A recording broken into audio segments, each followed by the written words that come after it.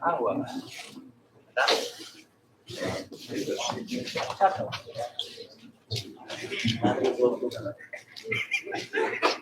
रात तक आ गए लेट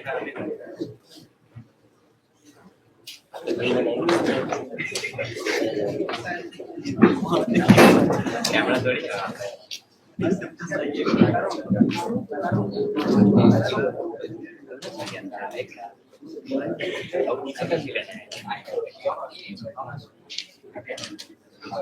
क्या होता लगता है मेरे तो चार्जेस है और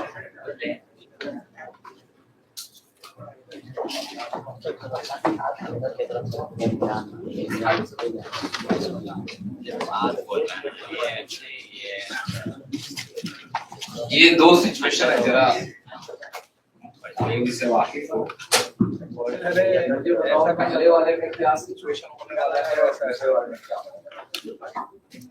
एक में तो एक चार्ज पार्टिकल है, दो सिचुएशन में रखा है। एक पहला वो रखा है कि मैग्नेटिक फील्ड जो है आपको एक्स डायरेक्शन में है और पार्टिकल को हम लोगों ने फेंका है वाई डायरेक्शन, ठीक है, पॉजिटिव चार्ज है। और एक ये सिचुएशन है कि मैग्नेटिक फील्ड एक्स डायरेक्शन में है और पार्टिकल को भी इसी डायरेक्शन में फेंका गया है। तो आपको बताना है कि दोनों सूरत हाल में पार्टिकल किस, और फोर्स का फॉर्मूला आपको पता है, Q B cross B that is equal to Q B sin theta n cap, where n cap is nothing but B cross B के डायरेक्शन में यूनिट है, ठीक है। तो अब आप बताइए जरा पहले वाले सूरत हाल में क्या होगा और दूसरे वाले में क्या होगा। क्या दूसरे वाले केस में थीटा जीरो नहीं है? थीटा जीरो अगर है और दूसरे वाले केस में तब तो कुछ होगा ही नहीं। क्या इस केस में तो सीधी बात है कि theta is equal to zero, इसलिए force is equal to zero. और अगर फोर्स जीरो है तो particle will go undeflected, so acceleration zero, velocity constant, is it that? Newton's first law, जब तक पार्टिकल पे कोई नेट एक्सटर्नल फोर्स काम नहीं कर रहा है तो पार्टिकल जिस डायरेक्शन में जा रहा था उसी डायरेक्शन में जाएगा, या जो बैठा हुआ तो बैठा हुआ रहे, ठीक है।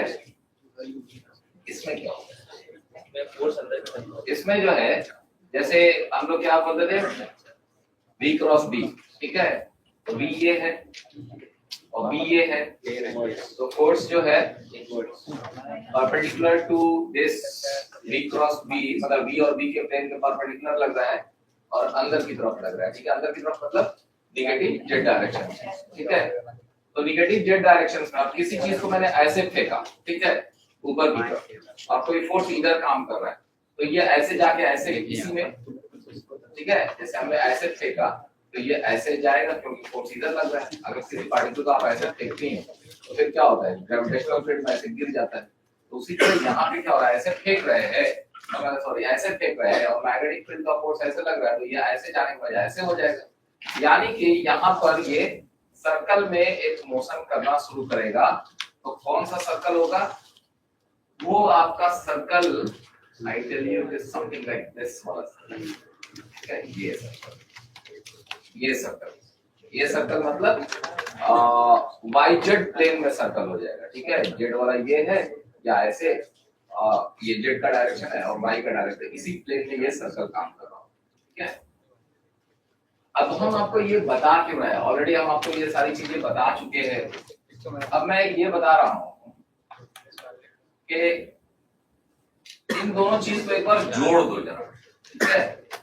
इन दोनों चीजों को एक बार जोड़ के देखा जाए।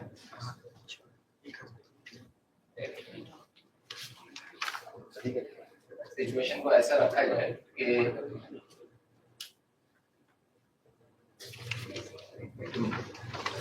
ऐसे किया जाए कि ये है मेरा मैग्नेटिक फील्ड का डायरेक्शन और यही एक्स डायरेक्शन भी है, और पार्टिकल को इस बार हम लोग क्या करते हैं ना, ऐसे फेंक देते हैं इस वेलोसिटी से, और ये एंगल है हमारा थीटा, ठीक है। तो ऐसे केस में पार्टिकल का जो है मतलब मोशन कैसा होगा वो जानना है, ठीक है। अब इसमें क्या है, ये जो v है ना, इसके आपके पास दो कंपोनेंट हो सकते हैं, ठीक है। दो कंपोनेंट हो सकते हैं। एक कंपोनेंट आपके पास v का ये वाला कंपोनेंट होगा, ये वाला, ठीक है। This is nothing but v cos theta, right. ये कंपोनेंट जो v के डायरेक्शन में, और एक कंपोनेंट मेरा इस डायरेक्शन में होगा, ठीक है। एंड ये एंगल इस समय जो है 90 माइनस थीटा है, ठीक है। तो जो ये वाला कंपोनेंट होगा, यानी यहां से जो परपेंडिकुलर ड्रॉप करेंगे यहाँ पर, तो ये वाला कंपोनेंट होगा ये, that is v cos 90 degree minus theta, मतलब v sin थीटा, ठीक है। तो एक कंपोनेंट ये v sin थीटा और ये v cos थीटा। आप इसको लाके यहाँ रख दीजिए। दो वेक्टर का जोड़ क्या होता है, जस्ट आपको इस वेक्टर के सर पे दूसरे का पैर रखना है, इसको लाके यहाँ रख दीजिए तो ये मिल जाए। तो रदर अब हम ये कह रहे हैं कि ये मोशन जो है दो तरह का हो गया। एक तो पार्टिकल में दो वेलोसिटीज एक साथ है, this is v sin theta इधर की तरफ है, और एट द सेम टाइम इधर की तरफ उसका वेलोसिटी है v cos थीटा, ठीक है। और मैग्नेटिक फील्ड का डायरेक्शन क्या है, मैग्नेटिक फील्ड का डायरेक्शन ऐसा v, ठीक। तो अब इसके दो तरह के मोशन होने वाले हैं। ये जो v sin थीटा है, इसकी वजह से यहाँ पे सर्कल में घूमना शुरू करेगा, ठीक है। और ये जो v cos थीटा, ये गैप तो नहीं ना हो गया, ये v cos थीटा तो अभी भी स्टिल है। ऐसा तो नहीं है कि v cos theta has become zero. Theta जो है यहाँ पे तो कुछ तो एंगल है, इसलिए v cos थीटा है। और अगर ये v cos थीटा है तो ये पार्टिकल को आगे बढ़ा रहा होगा, यानी कि इस समय जो आपका पार्टिकल है वो ऐसे सर्कल में मूव करते हुए आगे बढ़ रहा होगा,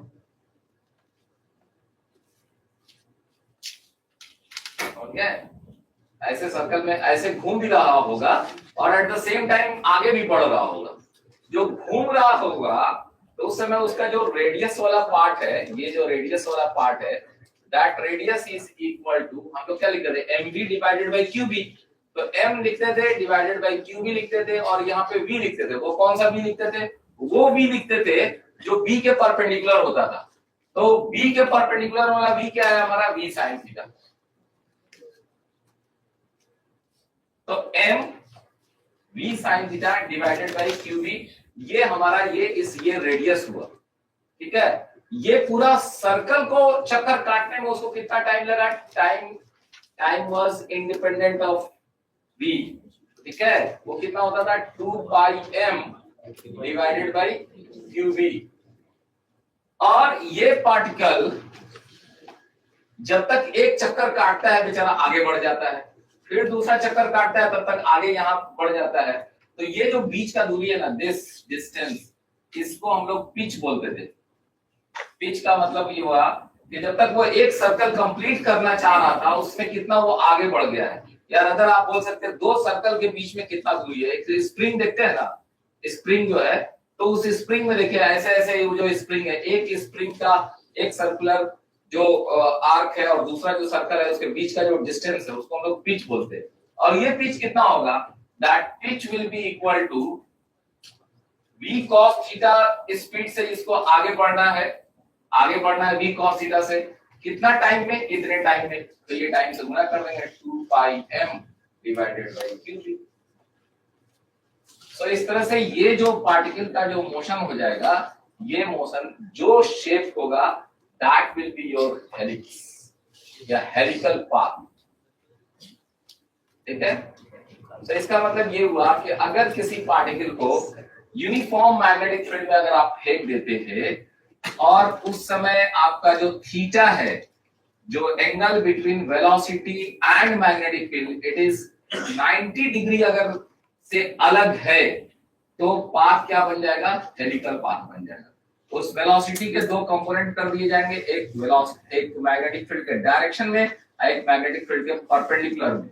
जो मैग्नेटिक फील्ड के परपेंडिकुलर में होगा वो सर्कल में घुमाने की कोशिश करेगा, और जो मैग्नेटिक फील्ड के पैरेलल होगा वो उसको आगे ले जाने की कोशिश करेगा, and path will become helix, ठीक है। सिर्फ और सिर्फ सर्कल में मूव करेगा अगर v और b के बीच का एंगल 90 डिग्री हो जाए। ठीक है, तो ये आपको लिख लो थोड़ा बहुत चीजें जो है, क्योंकि हमने क्या किया, इन दोनों मोशंस को एक साथ जोड़ दिया, मतलब सर्कल में भी घूमे आगे भी बढ़े, तो then it will be this one.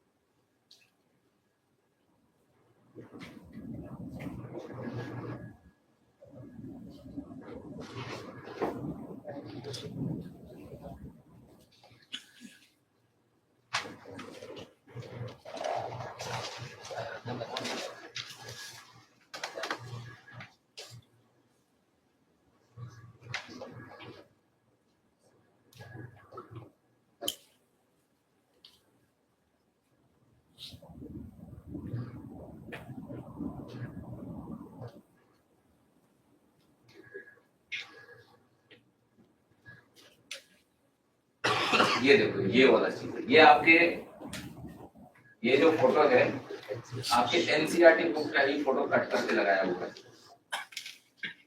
आप अपने एनसीईआरटी बुक में देखिएगा तो ये आपको फोटो दिखाई देगा, ये ऐसा चार्ज पार्टिकल ऐसे ऐसे घूमते हुए और आगे बढ़ रहे हैं। तो ये एग्जैक्टली फोटो आपको देखो, ये v parallel v perpendicular, v parallel वाला इसको आगे बढ़ाने को, वी परपेंडिकुलर वैसे ये सर्कल में मूव कर रहा है। तो एग्जैक्टली ये फोटो आपके एनसीईआरटी बुक में ही मिलेगा। और जो थ्योरी वाला पार्ट है वो आपको यहाँ पे है, radius of the path is equal to mv sin theta by qv, path will be helical, time period 2 pi m by qv, and pitch, that is the linear distance traveled in one rotation, is equal to p into v cos theta 2 pi m v cos theta इसके साथ है divide by qv। और अगर एक pitch का मतलब एक turn हुआ तो आपसे पूछा जाए कि l लेंथ में कितना टर्न्स है, तो l लेंथ में पिच से डिवाइड करते जाएंगे। ठीक है, तो ये पार्ट हमारा थ्योरी वाला पार्ट जो है। और इसमें क्या लिखा हुआ था अगर आप देखो तो, read the following passage and then answer the question. Motion of the charged particle in a magnetic field at an angle other than 0 degree and 180 degree. When a charged particle is projected in a magnetic field at an angle other than 90 degree, वहाँ पे वो heading छोड़ दिया, other than 90 degree, then the component of the velocity perpendicular to the magnetic field makes the particle move in a circle, and at the same time the component of velocity parallel to the magnetic field makes the particle move in the direction of magnetic field. The path of particle will become helix. ठीक है, so this is simple theory part, and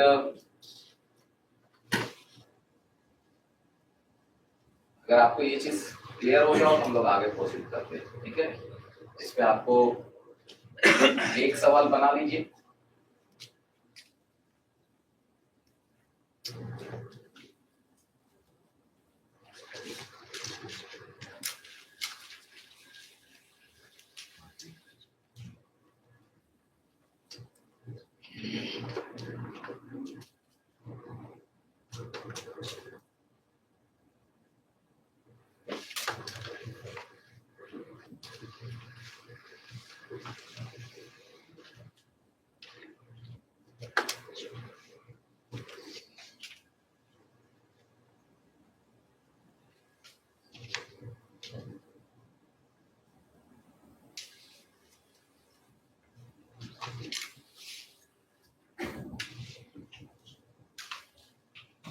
एक सवाल वाली इसके लिए जो है ये ब्लैक हो गया। चलिए लिखिए क्वेश्चन, लिखिए या समझ लीजिए question. A beam of proton with a velocity of this, यानी v दिया हुआ है, ठीक है, आप अपने जो आपके पास थ्योरी अभी लिखे है उसमें आप टिक लगाते रहिए कि बी का वैल्यू इतना है। Enters in uniform magnetic field, B का वैल्यू दिया हुआ है 0.3 टेस्ट का। The velocity makes an angle 60 degree with the magnetic field. Magnetic field के साथ 60 डिग्री बना रहा है, तो थीटा का वैल्यू दिया हुआ है 60 डिग्री। ठीक है, ये लैंग्वेज पर थोड़ा सा ध्यान देना चाहिए कि the velocity makes an angle 60 degree with the magnetic field, या velocity makes an angle इतना degree perpendicular to the direction of magnetic field. वो मतलब आपको कंफ्यूज कराया जा सकता है कि बी के डायरेक्शन में या उसके परपेंडिकुलर डायरेक्शन से, बट यहाँ पे क्लियर है कि जो मैग्नेटिक फील्ड का डायरेक्शन है उसी के साथ वो 60 डिग्री बना रहा है। Find the radius of the helical path, तो रेडियस आप निकाल सकते हो, फॉर्मूला आपके पास है mv sin theta divided by qb, वो आप उस पर रख के फॉर्मूला से निकाल लीजिए जो है। देन आपके पास time path taken by proton and the pitch of the helix, तो पिच ऑफ द हेलिक्स निकालने के लिए पहले आपको टाइम पीरियड निकालना पड़ेगा। वो टाइम पीरियड कितना हो जाएगा, पाई 2 पाई m डिवाइडेड बाय qb, वो टाइम पीरियड निकाल लीजिए और उसके बाद जो है आप लोग देन उसका पिच निकाल लीजिएगा। आंसर आप लिख लीजिए, आप अपना चेक कर लीजिएगा डाटा से आते हैं कि नहीं आते हैं, चेक करके मुझे बता दीजिएगा जो है। इसमें अगर आपने रेडियस निकालने की कोशिश करेंगे तो रेडियस निकल कर आएगा 1.2 सेंटीमीटर। ठीक है, मीटर के टर्म में आएगा 1.2 into 10 का पावर -2 आएगा, तो आप उसको सेंटीमीटर के टर्म में 1.2 सेंटीमीटर आ जाएगा। और जो टाइम इसमें लगने वाला है पूरे मतलब इसमें चक्कर काटने में, टाइम का कैलकुलेशंस करके निकाल लीजिएगा डायरेक्ट। पिच का वैल्यू आता है 4.4 सेंटीमीटर। ठीक है, पिच का वैल्यू जो है 4.4 सेंटीमीटर आता है, टाइम कैलकुलेट करके निकालिएगा जो कुछ भी आ जाएगा। ठीक, सो ये आंसर पार्ट है, वो आप अपना इसको बनाइएगा। जो हम लोग आगे प्रोसीड करते फिर से इस शीट पे आएंगे। क्वेश्चंस को क्लियर करना। क्वेश्चन में तो आपके पास वेलोसिटी दिया हुआ है, मैग्नेटिक फील्ड का वैल्यू दिया हुआ है, थीटा दिया हुआ है और पाथ हेलिकल हो जाएगा, ये कंफर्म है। और जब पाथ हेलिकल हो जाएगा तो आपको यहाँ पे रेडियस निकाल लीजिए, टाइम पीरियड निकाल लीजिए, पिच निकाल लीजिए जो है। सो वापस बैक व्हाइट बोर्ड।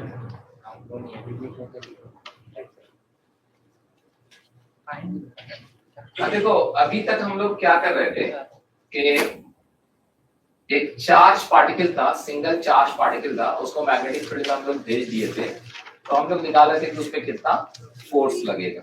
ठीक है, मोस्टली अभी तक यही काम किए, उससे ज्यादा अभी कुछ पढ़ाया नहीं आपको जो है। अब हम लोग थोड़ा सा उसको आगे बढ़ाते हैं कि अगर एक वायर है, ठीक है, और इस वायर में करंट का फ्लो हो रहा है, ठीक है, वायर में करंट का फ्लो हो रहा है। चलो इसको आई को हम लोग आपके समझने के लिए ऐसा लिख देते हैं, करंट का फ्लो हो रहा है और इसको किसी मैग्नेटिक फील्ड में लाकर रख दिया गया, वायर को किसी मैग्नेटिक फील्ड में लाकर रख दिया गया।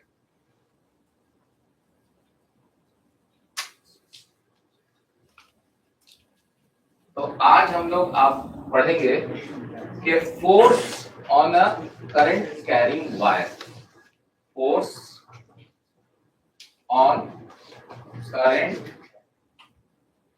Carrying wire placed in a magnetic field. Okay, magnetic field. Here I have not written, यहाँ पे एक वर्ड जो है ना, यहाँ पे ये मैंने नहीं लिखा कि uniform magnetic. I'm simply saying कि अगर एक वायर को बाद में आएंगे केस के स्पेशल केस हो जाएंगे कि यूनिफॉर्म मैग्नेटिक फील्ड में क्या होगा, नॉन यूनिफॉर्म मैग्नेटिक फील्ड में क्या होगा। देखो आप लोग बहुत आदमी पढ़े होंगे, आपके पास कॉपी में होगा कि आप तुरंत बोलेंगे सर IL B होता है, IL क्रॉस B होता है। ठीक है, मुझे पता है कि आपके पास वो चीजें है कि हमने बहुत जगह पढ़ा है IL क्रॉस B होता है, मैं भी एट लास्ट वहीं पे पहुंचूंगा, लेकिन उससे पहले कुछ बेसिक फंडामेंटल और फाउंडेशनल चीज जो है कंसेप्ट बिल्डअप के लिए जो है आपको ये टॉपिक पहले थोड़ा सा उसमें पढ़ाऊंगा उसके बाद फिर हम यहाँ पर आएंगे, ठीक है। बट पढ़ाएंगे आज यही कि force on a current carrying wire placed in magnetic field. तो कोई ये बताओ कि अगर एक वायर है और उसमें करंट का फ्लो हो रहा है, उसको मैग्नेटिक फील्ड में रख दिया गया, तो वायर पे फोर्स क्यों लगेगा, ये जानना चाह रहे हैं। क्यों लगेगा? हाँ, क्यों लगेगा, क्यों लगेगा उस वायर पे? आप ये सिंपली इतना वजह बताइए जो है, उसके बाद फिर हम लोग आगे बढ़ते हैं।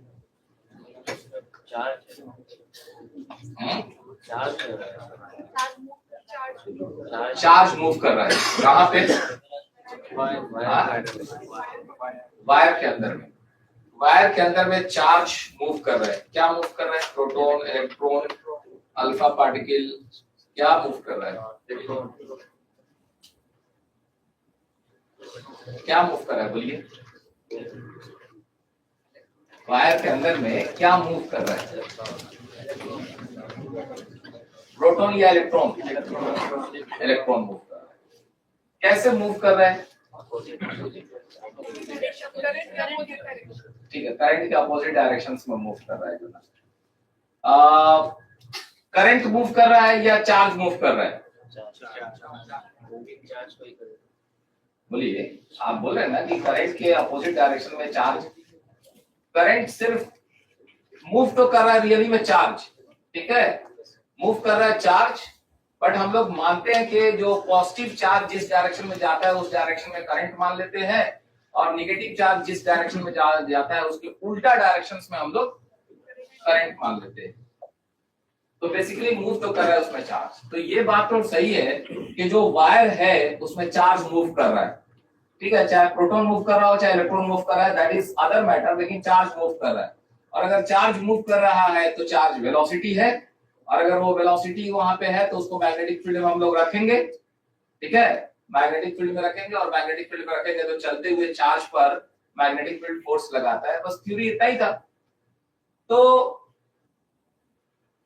वायर में करंट कैसे चलता है?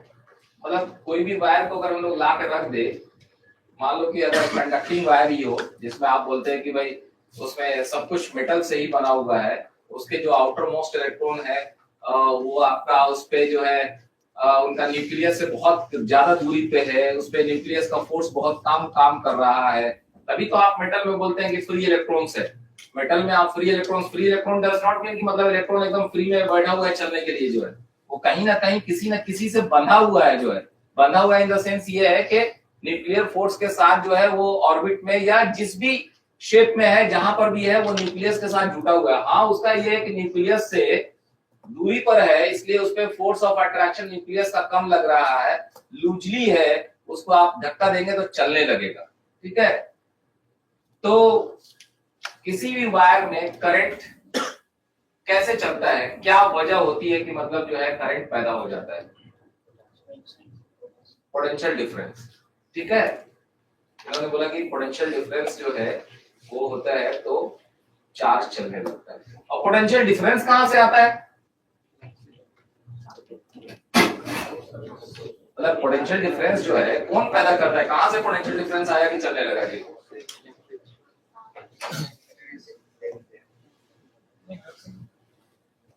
बोलिए।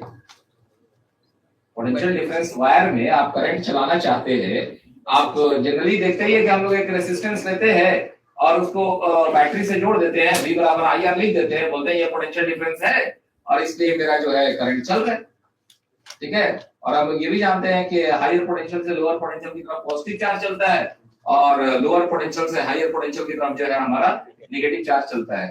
तो इस potential is the only responsible thing how that potential came in the existence. Potential कैसे एग्जिस्टेंस में आया? बोलिए। आप बोलेंगे हम बढ़िया बढ़िया शर्ट पहनते हैं, कपड़ा पहनते हैं, तो उसके लिए हाँ हम अमीर है, मेरे पास पैसा है, जो है तो पैसा आने का कुछ सोर्स होगा ना जी। वो गरीब है, उसके पास पैसा नहीं है, जो है तो जो है उसके पास वो अच्छा कपड़ा नहीं पहन रहा है, दूसरा आदमी अच्छा जो है लाइफ स्टाइल जी रहा है, पैसा आ रहा है, तो वो कहां से आ रहा है? जो है अच्छा चलिए हम आपको उल्टा एक वर्ड बोलते हैं। आप बोलो हम लोग बोलते हैं ना कि एक पार्टिकल को यहाँ से छोड़ देते हैं, नीचे गिरता है, यहाँ पे उसका पोटेंशियल पोटेंशियल एनर्जी mgh है, या पोटेंशियल जो है आपका gh है जो है, और वो नीचे गिरता है, तो हम लोग बोलते हैं, वर्ड बोलते हैं ग्रेविटेशनल पोटेंशियल एनर्जी, वर्ड बोलते हैं ग्रेविटेशनल। तो वो ग्रेविटेशनल क्यों बोलते हैं? पोटेंशियल का एग्जिस्टेंस तभी होगा जब फील्ड होगा, ठीक है? बिना इलेक्ट्रिक फील्ड के इलेक्ट्रिक पोटेंशियल का वजूद ही आप नहीं सोच सकते। तो बेसिक चीज है इलेक्ट्रिक फील्ड। जो कहीं जो आप सोच रहे थे कि ये बैटरी है, तो बैटरी का काम भी था जो है कि दोनों मतलब जो आपका कंडक्टिंग वायर के जो दोनों एंड के बीच में एक इलेक्ट्रिक फील्ड प्रोड्यूस करना जो है। तो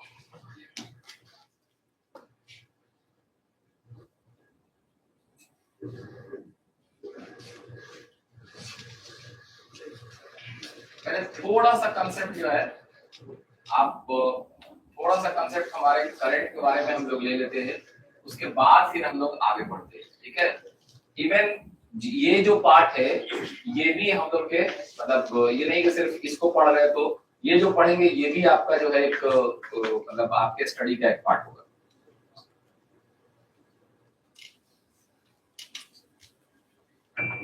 सपोज करो यहाँ पे बहुत सारा इलेक्ट्रॉन है, ठीक है?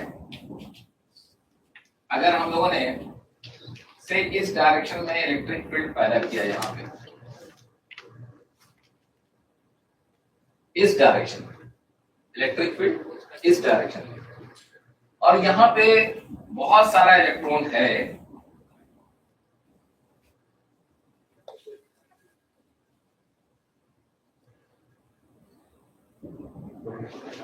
ठीक है? से आपको इलेक्ट्रॉन ई हम लोग बोल रहे हैं, तो इस इलेक्ट्रॉन पे किधर फोर्स लग रहा होगा? इधर की तरफ, ठीक है? आपको पता है कि इलेक्ट्रिक फील्ड का फोर्स क्या होता है? इलेक्ट्रिक फील्ड का जो फोर्स होता है that charge multiplied by this, और चार्ज अगर आपका पॉजिटिव है तो positive multiplied by this vector वही डायरेक्शन रह जाएगा, नेगेटिव होगा तो उल्टा हो जाएगा। यानी कि अगर इलेक्ट्रिक फील्ड इधर है और उसमें ये माइनस साइन से ये मल्टीप्लाई करेंगे तो फोर्स इधर लग रहा होगा, उल्टा इधर, ठीक है?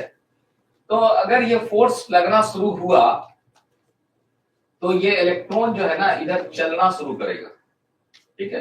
ये सब इलेक्ट्रॉन जो है इधर की तरफ चलना शुरू करेगा।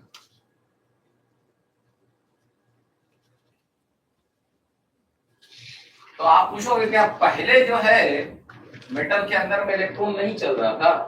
पहले भी चल रहा था, ठीक है? पहले भी जो ना वो रैंडम मोशन कर रहा था, वो ऐसे ऐसे ऐसे ऐसे, मतलब आप उसको मान सकते हैं कि अगर जो इलेक्ट्रॉन था, अगर इनकेस आप ये मान के चलो बहुत सारा मेटल्स के साथ जो है लैटिसेस फॉर्म में मेटल्स रखे हुए थे, जो बाहर का इलेक्ट्रॉन है अगर थोड़ा बहुत भी अगर अपने न्यूक्लियस से अगर फ्री है तो ऐसे ऐसे ऐसे ऐसे जिगजैग कर रहा था। लेकिन ये इलेक्ट्रिक फील्ड लगने की वजह से जो ऐसे ऐसे ऐसे ऐसे जिगजैग कर रहा था ना, ये सब धीरे धीरे धीरे जो है जैसे नदी का धारा चलता है ना, वैसे एकदम एक डायरेक्शन में चलना शुरू किया। पहले भी चल रहा था लेकिन वो जो है सिस्टमेटिक ढंग से नहीं चल रहा था।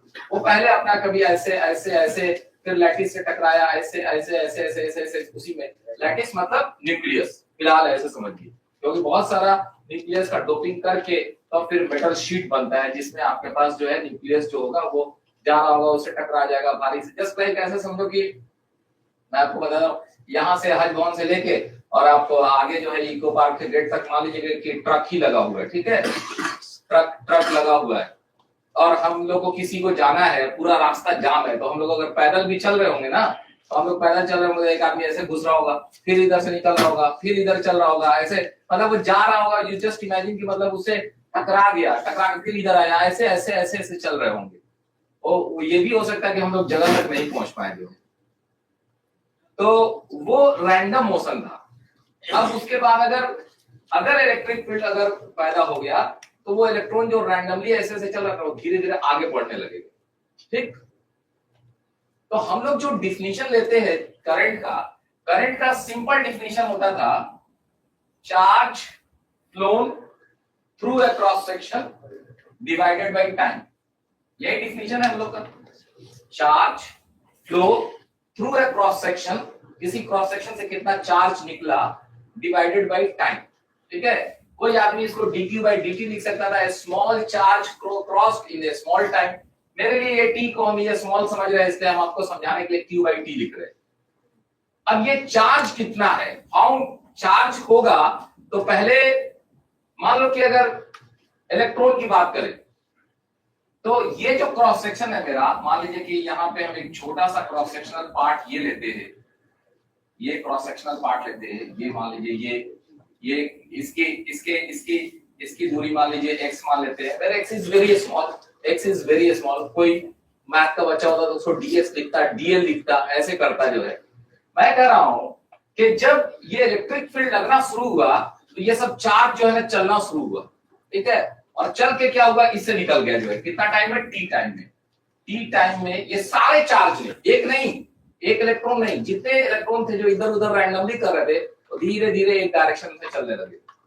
और जब वो एक डायरेक्शन में चलने लगे तब आपके पास क्या हुआ कि अब आप आइएगा तो आप क्या बोलिएगा, अब यहां आ जाइए, अब आप बोलिएगा ये चार्ज कितना होगा, तो number of electron, I am saying number, ये मेरे लिए सिंबल है नंबर का, मल्टीप्लाइड बाय इलेक्ट्रॉन का चार्ज। ठीक है, अभी ना अगर मान लो कि एक इलेक्ट्रॉन क्रॉस करता तो ई हो जाता, दो क्रॉस करता तो 2e हो जाता, 3 क्रॉस करता तो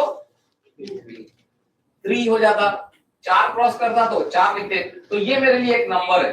ठीक है, यू कैन जस्ट इमेजिन, इसको आप बोल सकते हो कि मैंने इसको नंबर ऑफ इलेक्ट्रॉन लिखा है। और नंबर ऑफ इलेक्ट्रॉन, वो इलेक्ट्रॉन जो इसे क्रॉस करके निकल रहा है, डिवाइडेड बाय टाइम। ठीक, अब इस नंबर की बात करनी है कि how we will calculate that number, कि ये नंबर कहां से निकल कर लाऊंगा इस छोटे से जगह में। मैं ये कर रहा हूं कि जब मैंने इलेक्ट्रिक फील्ड पैदा किया तो इस छोटे से जगह में, इस वॉल्यूम में जितने इलेक्ट्रॉन थे ना, वो सब एकदम सीधे डायरेक्शन में हो गए और टी टाइम में इस चक्कर सर्किल से जो ना बाहर निकल गया। वो सर्किल हो सकता है, हमने सिलिंड्रिकल बनाया इसलिए, वो रेक्टेंगल भी हो सकता है, वो ट्रायंगल भी हो सकता है, कोई भी शेप हो सकता है, उससे हमें कोई बात नहीं है, लेकिन उससे वो बाहर निकल गया। जो यानी इसमें जितने भी आदमी फंसे हुए थे, वो जो इधर इधर इधर इधर घूम घाम कर रहे थे जो है, वो सब लोग जो है एकदम एकदम सीधा डायरेक्शन में चलने लगे और इधर से निकल गए जो है, कितना टाइम में, टी टाइम में, इस दूरी को क्रॉस कर दिया। या इसके अंदर में जितना आदमी पैक था, ये x इज वेरी स्मॉल, ठीक है, x मतलब वेरी स्मॉल लेंथ है, उसमें जितना आदमी पैक था ना वो इस लेयर से निकल गया। तो वो कितना आदमी पैक था, कितने इलेक्ट्रॉन पैक थे, वो निकालने के लिए हम लोग क्या करेंगे, अगर हमारे पास एक नंबर होता, मान लीजिए हम लोग लिखते हैं n, n is equal to number of free electron, कहने के लिए फ्री लिख रहा हूं, फ्री होता नहीं है जो है, free electron per unit volume, per unit volume, मतलब 1 मीटर क्यूब में कितना आदमी फ्री था, तो 1 मीटर क्यूब में n आदमी फ्री था।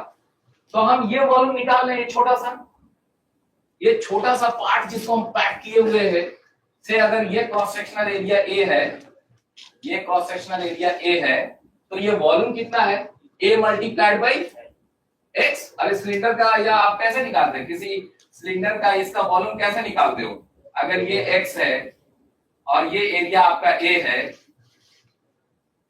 तो नीचे वाला area multiplied by x, this is the volume. ठीक है, आप क्यूब का कैसे निकालते हैं, लंबाई गुना चौड़ाई गुना ऊंचाई, लंबाई गुना चौड़ाई मतलब नीचे का, ऊंचाई ये हाइट से गुना कर दिए, तो नीचे वाला एरिया मल्टीप्लाइड बाई x करेंगे तो ये वॉल्यूम निकलेगा, ये छोटा सा पार्ट का वॉल्यूम निकलेगा। और मैं ये कर रहा हूं, मान लीजिए छोटा सा पार्ट का वॉल्यूम निकल कर आया मेरे पास, सपोज कीजिए कि 2 मीटर क्यूब आया, मान लीजिए समझने के लिए, और मैं ये कह रहा हूं कि 1 मीटर क्यूब में 1 लाख फ्री इलेक्ट्रॉन होता है, तो इसमें कितना फ्री इलेक्ट्रॉन था, इसका वॉल्यूम 2 है, और हम बोल रहे हैं कि 1 लाख फ्री इलेक्ट्रॉन पर मीटर क्यूब होता है, तो हमको इस वॉल्यूम से गुना करना पड़ेगा, क्योंकि ये क्या है, number of free electron per unit volume, number of electron free electron per unit volume. तो इसका मतलब ये है कि ये जो नंबर्स तुम देख रहे हो ना, this number should be n multiplied by volume. This should be n multiplied by volume, मतलब a multiplied by x. This x volume, ठीक है, ये एरिया ऑफ क्रॉस सेक्शन छोटा सा x, तो ये वॉल्यूम हो गया n multiplied by ax. तो अगर आप यहां रखते हो तो क्या हो जाएगा, n a x e divided by t and this is I. Now then अब आपके पास ये नंबर को देखो, this is the x by t. Every electron who were here crossed x distance in t time. Every electron who were making random motion, इधर उधर घूम रहा था बेटा, ऐसे ऐसे ऐसे ऐसे, पहले ऐसे ऐसे ऐसे ऐसे घूम रहा था. इलेक्ट्रिक फील्ड लगने से वो बेटा एकदम सीधा डायरेक्शंस में चलने लगा और इसने क्रॉस किया. तो ये क्या बन गया, इसको हम लोग बोलते हैं speed of electron. Speed of electron. But कौन सा स्पीड, पहले भी तो स्पीड था, पहले भी तो ऐसे ऐसे ऐसे ऐसे घूम रहा था. दिस टाइम जब इलेक्ट्रिक फील्ड लगा तब इसको हम लोग बोलते हैं कि आप ड्रिफ्ट स्पीड. ड्रिफ्ट मतलब जो है धीरे धीरे धीरे एक डायरेक्शंस में चलने लगा, धीरे धीरे दसकने लगा जो है. पहले आप ऐसे ऐसे ऐसे चल रहे थे ना जब जाम लगा हुआ था, और आपके पास उसके बाद जो है कुछ एडमिनिस्ट्रेशन का लोग आया, उसके बाद एक रास्ता पतला सा क्लियर करा दिया, उसके बाद बोला कि भाई इसी रास्ते से पैदल आदमी सब लोग चले जाओ, सब लोग एक डायरेक्शन में जाने लगे. तो धीरे धीरे सब ड्रिफ्ट करने लगे एक डायरेक्शन में जो है. तो इसका नाम पड़ा drift speed, v d, drift speed of electron. तो अब आपके पास फॉर्मूलाज में हम लोग कहां पहुंच गए, अब फॉर्मूला में हम लोग यहां पहुंच गए कि current I is equal to n e, ये n है, ये e है, ये a है, और इसका नाम हम लोग ने दे दिया drift speed, vd, drift speed of electron. ठीक है. उसके बाद कुछ लोगों ने क्या कहा, इस I को लेकर यहां पे डिवाइड कर दिया. ठीक है.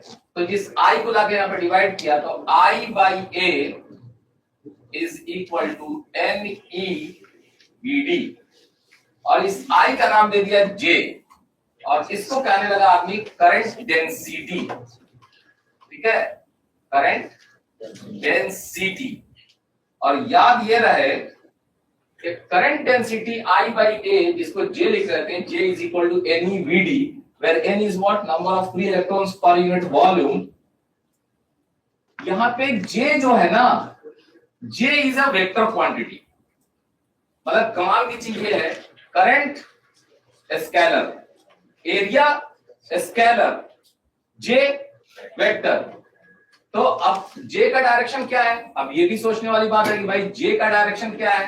J का डायरेक्शन हम लोग क्या मानेंगे, J का डायरेक्शन बोलिए, J का डायरेक्शन करंट का डायरेक्शन, VD का डायरेक्शन नहीं, समझ गए. और VD का जो डायरेक्शन आप बोल रहे हो, तो VD का जो डायरेक्शन है ना, जो आपका इलेक्ट्रॉन जो इधर भाग रहा है, तो करंट उधर नहीं है. इलेक्ट्रॉन जिधर भाग रहा है उसके उल्टा में आप करंट मानिएगा. ठीक है. कन्वेंशनली ये हमारे बाप दादा जो भी मर गए उन लोगों ने ऐसा बना दिया था. उन लोगों को चाहिए था इलेक्ट्रॉन के डायरेक्शन में बना देता तो हम लोग की आज दिक्कत नहीं होती. अब वो ऐसे ही बना दिया तो हम लोग इसको रेक्टिफिकेशन किए हुए कि भाई ऐसा होता है जो है. लेकिन अब इंटरनेशनली एक्सेप्टेड है तो आपको मानना पड़ेगा जो है. तो इस केस में अब हमारे पास सिचुएशनल जो है,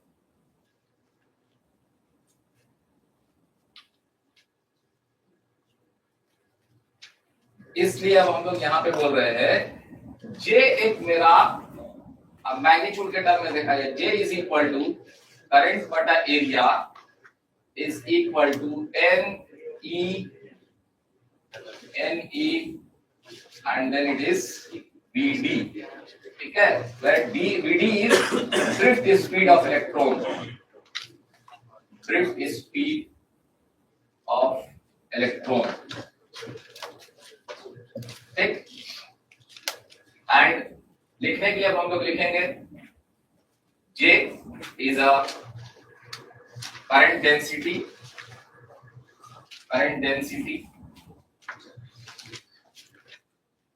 एंड इसका मैग्नीट्यूड क्या होगा, इसका magnitude is equal to I by A and directions के बारे में लिखेंगे, direction in the direction of current, ठीक है, इन डायरेक्शन ऑफ करंट। तो देखो इस फॉर्मूला पे भी सवाल आता है, ठीक है, हम लोग आगे बढ़ेंगे तो आपको लगेगा कि ये आपको लग रहा है कि भाई ये तो मैग्नेटिक फील्ड का पार्ट नहीं है, बट ये करंट का पार्ट है, ठीक है। करंट में आपको जितना आसानी से मैंने आपको ये समझा दिया कि वो इलेक्ट्रॉन ड्रिफ्ट करने लगता है, उसके लिए आपको कम से कम जो है 3-4 पन्ना समझना पड़ेगा, तब आपको समझ में आएगा कि ड्रिफ्ट स्पीड होता क्या है जो। तो अब हम लोग वापस अपनी जगह पे आते हैं कि जो हम लोग बोलना चाह रहे थे कि भाई एक ये वायर है, इसमें करंट मूव कर रहा है, इसमें चार्ज चल रहा है, तो उस चार्ज पे हम लोग फोर्स निकालने की बात कर रहे थे। तो मैं क्या कर रहा हूं कि आप मान के चलो जो वायर था ना, उसको मैं पहले आपको जूम कर देता हूं, बोलता हूं कि भाई उसको एकदम इनलार्ज करके दिखाओ, पतला सा नहीं दिखाओ, इसको ऐसे एकदम जूम करके दिखाया जाए। तो किसी भी क्रॉस सेक्शन पे अगर हम लोग बात करेंगे ना, किसी भी आप उस वायर के क्रॉस सेक्शन पे आ जाए, ठीक है, इसमें सपोज करो कि अगर करंट का डायरेक्शन ऊपर की तरफ था, मान लो अगर कोई कह रहा है कि इसमें करंट ऊपर की तरफ है, तो इसका मतलब कि इलेक्ट्रॉन नीचे आ रहा है, ठीक है, या अगर आप ये मानते हैं कि करंट नीचे है तो इलेक्ट्रॉन ऊपर जा रहा है, जो भी मानना चाहो। फिलहाल मैं ये कर रहा हूं कि करंट का डायरेक्शन ये है, करंट का डायरेक्शन ये है, तो आप लोग बोलेंगे कि इलेक्ट्रॉन ऐसे मूव कर रहा था, ठीक है। अब आप पहले एक इलेक्ट्रॉन की बात करो, सिंगल इलेक्ट्रॉन की बात करो कि सिंगल इलेक्ट्रॉन पे क्या फोर्स लग रहा होगा।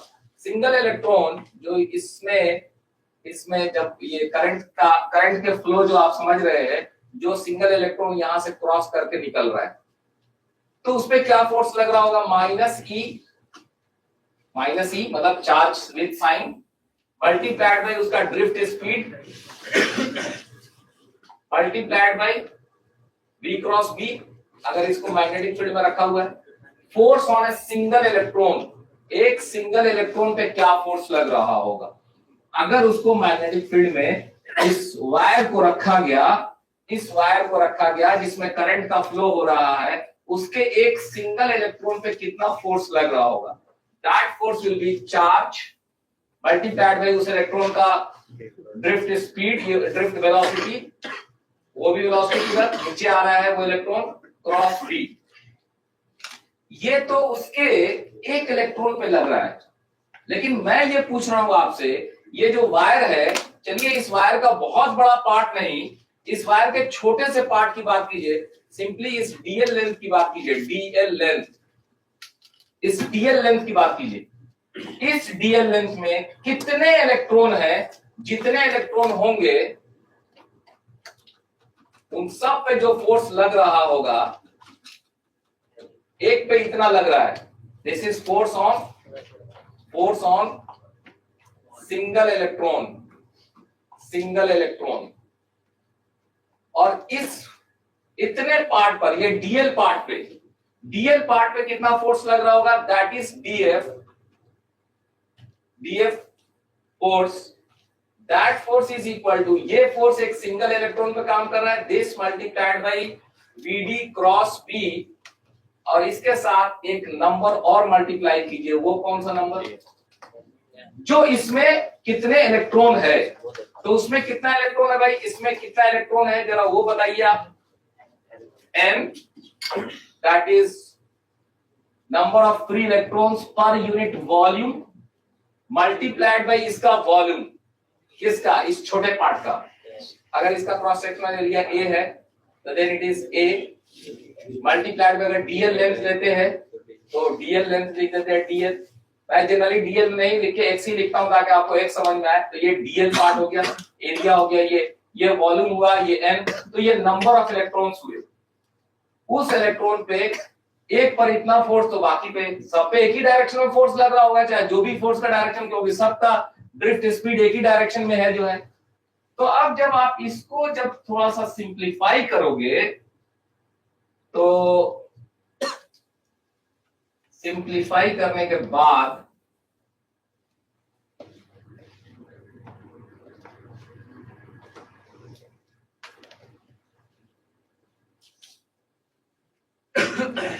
इसको जब आप सिंप्लीफाई करेंगे तो अब आप देखिए क्या हो रहा है।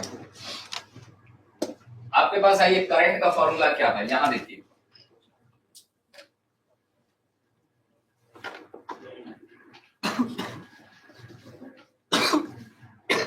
N e v d a था ना। क्या क्या चीज आपको दिख रहा है, एन ए वी डी और आपके पास ई, इतना सारा चीज दिख रहा है। आपके पास एन दिख रहा है, आपके पास ई भी दिख रहा है, ए भी दिख रहा है, वीडी भी दिख रहा है। ठीक है, अब हम लोग क्या कर रहे हैं, ये सब मिलकर क्या बन गया, करंट बन गया। ठीक है, लेकिन करंट का जो डायरेक्शन है वो इस वीडी के डायरेक्शन का जिधर आपका इलेक्ट्रॉन जा रहा था उसके उल्टा में है। ठीक है, अब इस फॉर्मूला को हम लोग क्या कर रहे हैं, इसको देखो, आई बी एल क्रॉस बी। ये थोड़ा सा आपको घन चक्कर सा लग रहा होगा कि हम लोगों ने अब ये क्या कर दिया, इसमें जो है n a e v d, इतने को हम लोगों ने करंट आई दे दिया। ठीक है, राइट। माइनस टाइम्स जो वीडी का जो डायरेक्शन था, मतलब वीडी का डायरेक्शन ऐसे था, उसमें माइनस साइन लगाया तो उसका डायरेक्शन उल्टा हो गया, करंट के डायरेक्शन में हो गया। तो हम लोगों ने इस बार क्या किया, इस एल को जो है ना वेक्टर फॉर्म में लिख दिया डीएल, और डीएल का डायरेक्शन हमने बोला कि करंट का डायरेक्शन है। समझ रहे हैं, डीएल का डायरेक्शन क्या है, डीएल का direction direction of DL is equal to direction of current, or you can say opposite to VD, opposite to VD का मतलब क्या होगा, ये माइनस साइन जब VD के साथ जाएगा ना तो VD का डायरेक्शन ऐसे था, माइनस साइन लगा तो वो पलट के ऐसे डायरेक्शन हो गया, और वो जो डायरेक्शन हुआ वो डीएल को हम लोगों ने मान लिया। तो अब ये फॉर्मूला और ये फॉर्मूला आपका सेम हो गया जो है, समझ रहे हैं, एन ई ए ई वी डी, ये सब मिलके बन गया हमारा करंट आई। ठीक, अगर किसी को इसमें भी दिक्कत आ रही है तो मैं आपको और एक्सप्लेन करता हूं आगे। ये देखो, N A B L minus E, इसको अगर कोई आदमी लिखेगा तो क्या लिखेगा VD into B into sine theta into N cap. यहाँ पे एन कैप का डायरेक्शन क्या होगा, एन कैप का डायरेक्शन जो होगा वो VD और B के परपेंडिकुलर डायरेक्शंस में माना जाएगा जो है। मैंने क्या किया यहाँ पे एन ए ई, उसके बाद आपके पास VD, इतने को मिला के मैंने लिख दिया करंट आई। इसको और इसको मैग्नीट्यूड के टर्म में इसको हमने करंट का नाम दे दिया। ठीक है, तो ये अब आपका आई हो गया। अब आप आइए डीएल क्रॉस बी में क्या लिखते हैं, d l into B into d l और बी के बीच का एंगल लिखते, साइन थीटा लिखते, डीएल बी साइन थीटा लिखते। ठीक है, मैग्नीट्यूड के टर्म में डीएल बी, लेकिन ये थीटा वो नहीं होता, समझ रहे हैं, यहां पे जो एंगल होता, जो आई का जो डायरेक्शन है, अब वीडी का डायरेक्शन उसके उल्टा है। ठीक है, मतलब आप ऐसे समझो, मान लो कि कोई ऐसे बोलता है, से दिस इज वीडी का डायरेक्शन, मान लीजिए समझने के लिए, और ये बी का डायरेक्शन है और ये एंगल थीटा है। अब अगर आपसे मैं ये पूछूं कि ये एंगल अगर थीटा है, वीडी का एक उल्टा डायरेक्शन ये ले लिया जाए, ठीक है, ये वीडी का उल्टा डायरेक्शन है, तो इस डायरेक्शन और इनके बीच का एंगल क्या होगा, ये वाला। ठीक है। और जिस जगह पे ये साइन थीटा होगा ये हो जाएगा 180 माइनस थीटा, और उस समय sine 180 minus theta is minus sine theta, समझ रहे हैं। तो इस तरह से ये जो माइनस साइन यहाँ पे था और यहाँ पे जो साइन थीटा था, ये दोनों मिलके साइन 180 माइनस थीटा, मतलब डीएल का डायरेक्शन और बी का डायरेक्शन के बीच का एंगल, इसीलिए आपको ये फॉर्मूला में आ गया। अगर आपको मान लो लिखने में समझने में दिक्कत हो तो आप सिंपली याद रखो कि अगर एक वायर है उसका जो डीएल पार्ट है, उस डीएल पार्ट पे अगर उसको एक मैग्नेटिक फील्ड में अगर रख दिया जा रहा है तो उस पे जो फोर्स लगेगा वो ये लगेगा आई डीएल क्रॉस बी, ठीक है।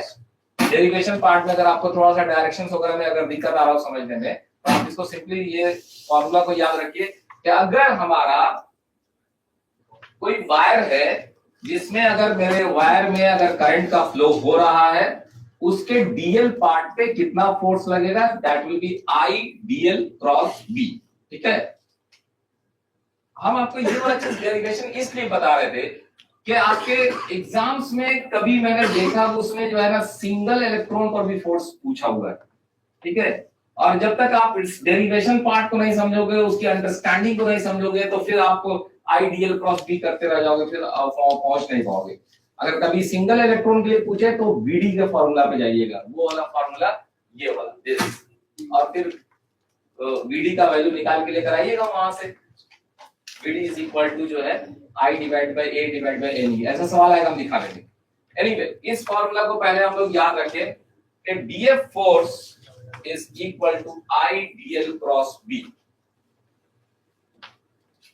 यानी कि सिंपल में अगर ये फाइनली अगर कंक्लूड किया जाए तो कंक्लूजन के तौर पे ये है कि एक ये वायर है जिसमें करंट आई फ्लो हो रहा है, इस वायर की लंबाई जो है बहुत छोटी, दैट इज डीएल पार्ट है, डीएल लंबाई है। इसको किसी मैग्नेटिक फील्ड में अगर रख दिया गया है, किसी मैग्नेटिक फील्ड में, जनरली मैं यहाँ पे क्रॉस दिखा रहा हूं, अदरवाइज मैग्नेटिक फील्ड का कुछ भी वैल्यू हो सकता है इन टर्म्स ऑफ वेक्टर जो है। तो इस डीएल पार्ट पे कितना फोर्स लग रहा होगा, that will be d f is equal to I DL cross B, जहां पे डीएल क्या है, डीएल है इस वायर का छोटा सा वायर का छोटा सा हिस्सा जिस पे आप फोर्स निकालना चाह रहे हैं।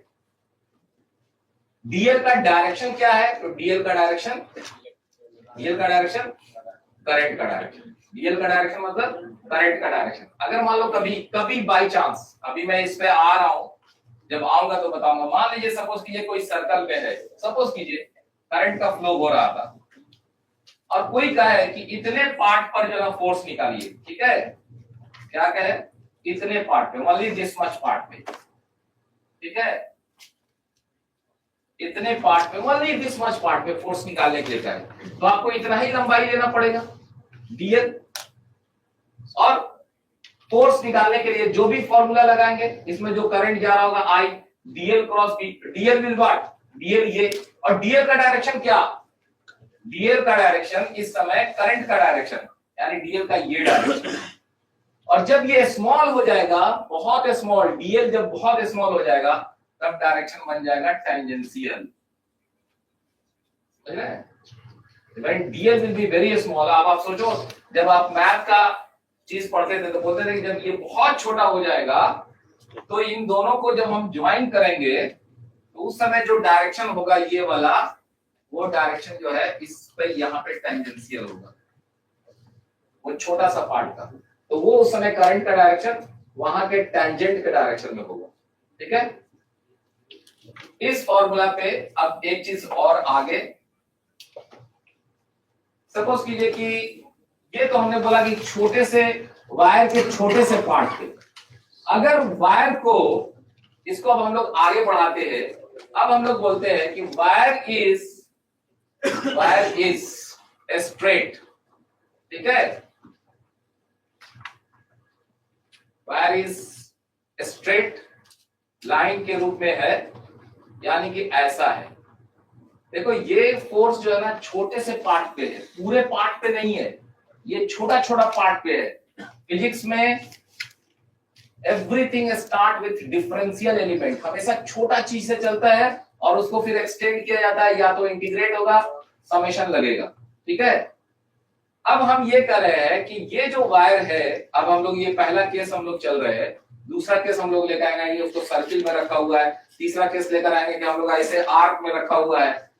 तो अगर इस वायर को अगर ये स्ट्रेट लाइन मान लें और मैग्नेटिक फील्ड मेरा जो है यूनिफॉर्म हो, अगेन मैं बात बोल रहा हूं, मैग्नेटिक फील्ड यूनिफॉर्म हो हर जगह सेम, ठीक है,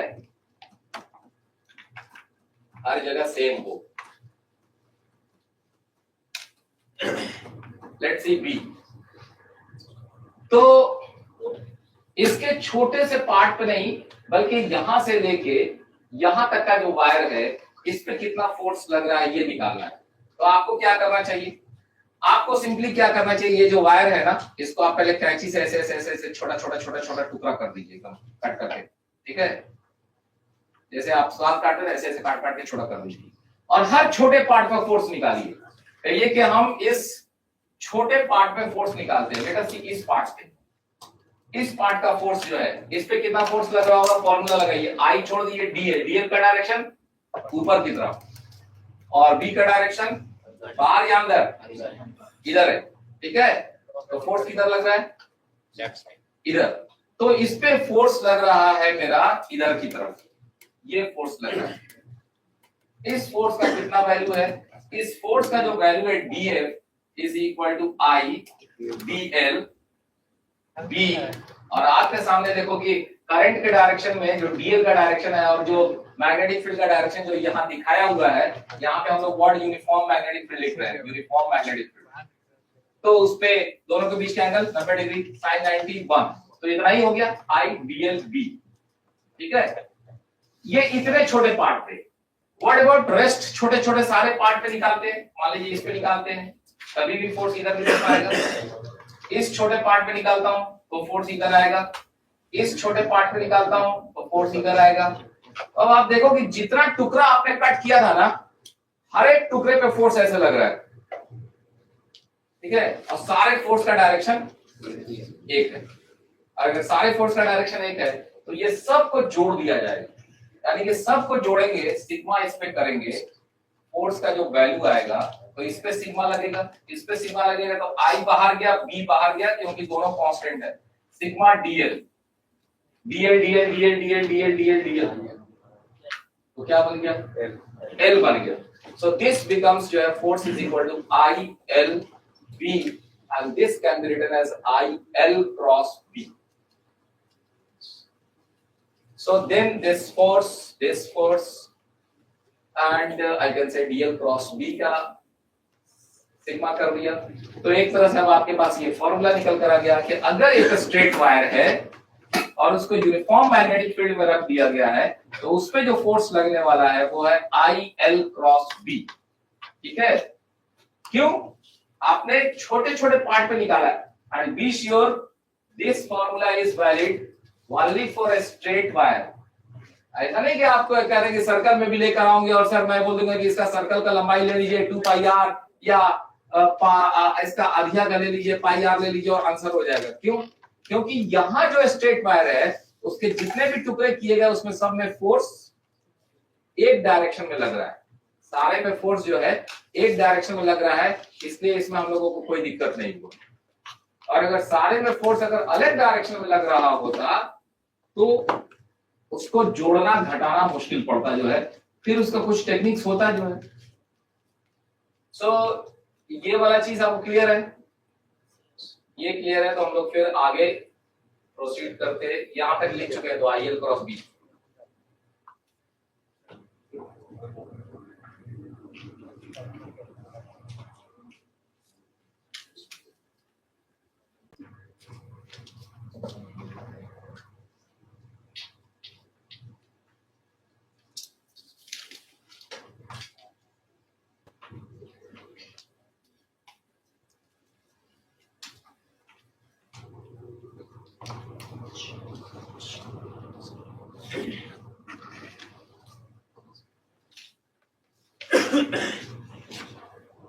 सवाल सामने, सवाल है कि consider 10 centimetre long portion of a straight wire carrying current of 10 ampere placed in a magnetic field 0.1 Tesla of making an angle 53 degree किसके साथ, करंट और मैग्नेटिक फील्ड के. The magnetic force, what magnetic force does experienced by wire.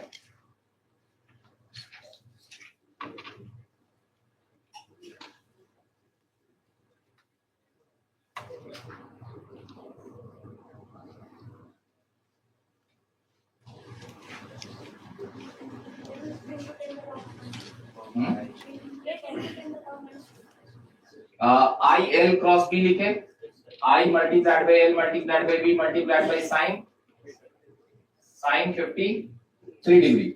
Sign 53 degree कितने आपके को आता है जी? देखो अगर किसी को याद ना हो तो फिलहाल उनके लिए साइन के लिए बता देता हूँ. साइन में 3-4 का रूल लिया जाता है. हम मैंने बताया था, ठीक है. साइन के केस में 3-4-5 का रूल लिया जाता है. 3-4-5, ये 5 में ये 90 डिग्री हो जाता है. बाकी इन दोनों को जोड़ने से 90 डिग्री होना चाहिए, ठीक है. तो 3 के सामने 37 डिग्री और 4 के सामने जो है आपके पास 53 डिग्री, ठीक है. तो आप याद रखो 37-53 ये 90 हो गया. साइन 53 सामने लंब 4/5, ठीक है. तो साइन 37 डिग्री 4/5 पूरा भाग करके आप अपना आंसर निकाल लीजिए. कितना बताइए? 0.08. 8 इंटू,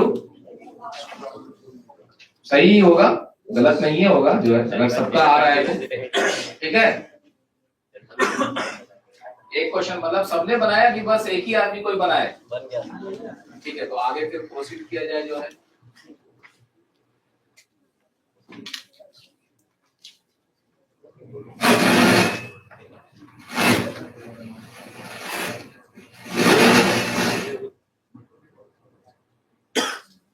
देखो क्वेश्चन क्या है. Current of 2 ampere enters at the corner of a square. ये रहा आपका ये स्क्वायर, ठीक है. ये 2 एम्पियर का करंट यहाँ से हिट कर रहा है और 2 एम्पियर का करंट यहाँ से निकल रहा है और ये आपके पास वायर है, ठीक है. कैसा वायर है? स्क्वायर है. सबका साइड जो है आपके पास दिया हुआ है. A current of 2 ampere enters at the corner of the square D of a square frame and of the side 20 centimeter and leaves at the opposite corner.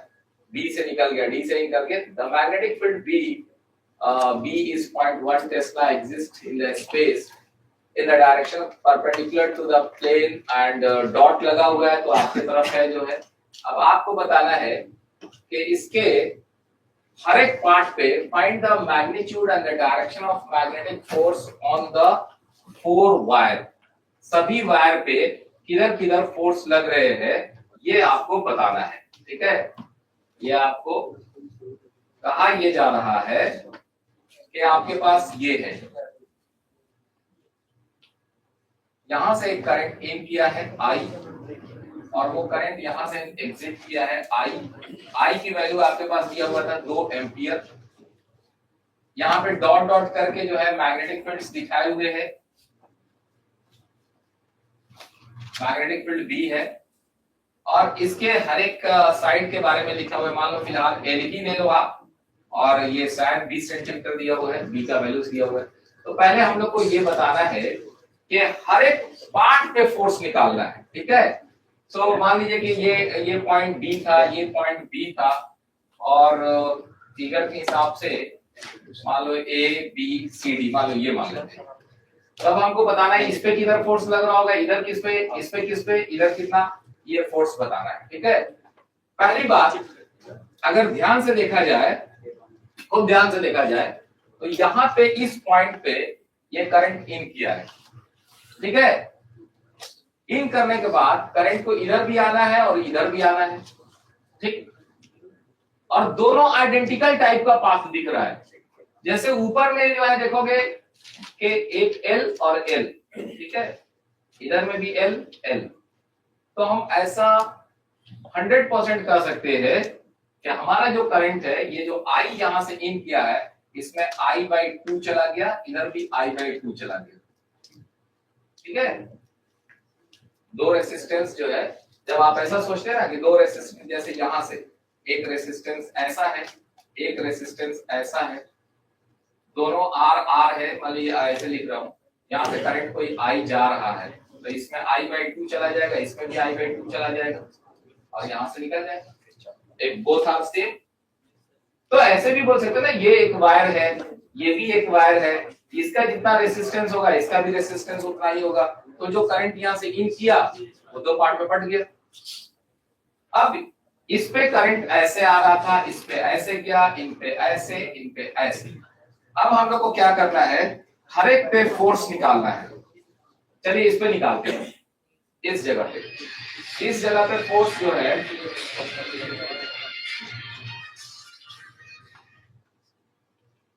Doctor साहब बाहर है,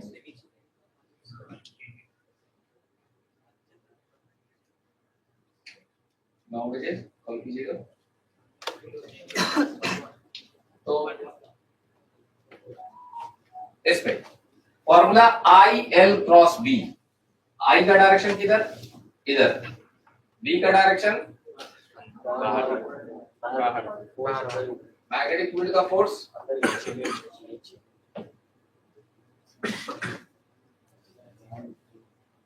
ठीक है, और इस फोर्स की जो मैग्नीट्यूड होगा I/2, I नहीं, ये जो करंट दिया है I/2, ठीक है, देन L का L ले लीजिए एंड देन जो मैग्नेटिक फील्ड है वो B ले लीजिए। करंट का डायरेक्शन ये है, magnetic field IL cross B नीचे की तरफ, ठीक है, ठीक है ना डायरेक्शन।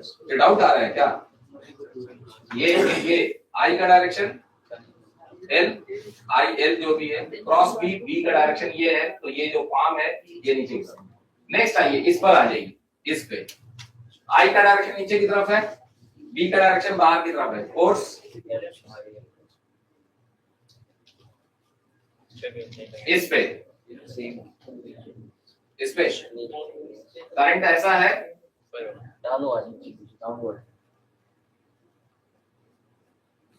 इन पे करंट इधर की तरफ और मैग्नेटिक फील्ड इधर, फोर्स, ठीक है, यही फोर्स लगेंगे चारों पार्ट पे। देख लीजिए, एक का वैल्यूज निकाल लीजिए, बाकी का डायरेक्शन लिख दीजिए कैसे ऐसे है। ये हमारा जो है एससी वर्मा में क्वेश्चन नंबर 8 है, और कैलकुलेशंस करने के बाद 0.02 न्यूटन आता है। 0.02 न्यूटन, करंट का वैल्यू 2 था और साइड का वैल्यू 20 सेंटीमीटर था और बी का वैल्यू 0.1 टेस्ला था। तो आपके पास फोर्स का जो वैल्यू आया, आई मतलब 1 एम्पियर, I/2 1 हो गया। एल की जगह पे 20 सेंटीमीटर था, तो 20 का मतलब 20 × 10 का पावर -2, और बी का जगह पे था 0.1। सो ये हो गया आपके पास, this is how much? 0.02 newton, ठीक है। तो 0.02 न्यूटन ये आपका एक एक पे फोर्स हुआ, और फोर्स के जो डायरेक्शन थे वो आपको दिखा दिए गए, ठीक है। This is the question number 8 in the SC Verma book and page number 230। चलिए नेक्स्ट आगे बढ़ते हैं।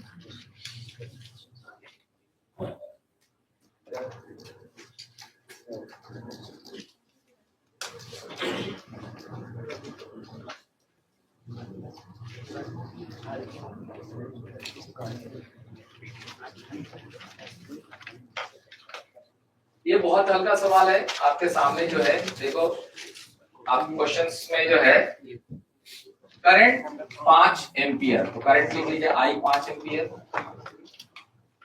Wire PQ of the length 50 centimetre, L का वैल्यू यहाँ पे L जो है 50 सेंटीमीटर, करंट का वैल्यू 5, तो लिख लीजिए करंट का वैल्यू 5 है, I, L का वैल्यू 50 सेंटीमीटर, मतलब उसको मीटर में बदल लीजिएगा।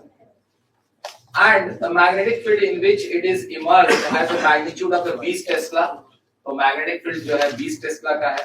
तो पूछता है कि भाई इस वायर पे PQ पे आप फोर्स बताइए, ठीक है। यहाँ पे करंट निकालने के लिए नहीं बोला है, डायरेक्ट करंट दिया हुआ है। फिगर देख के घबराना नहीं है, फिगर देख के अच्छा आप पहले निकालिए सही, मैं पूछूं तो सही कि जो है आप क्या निकालते हैं।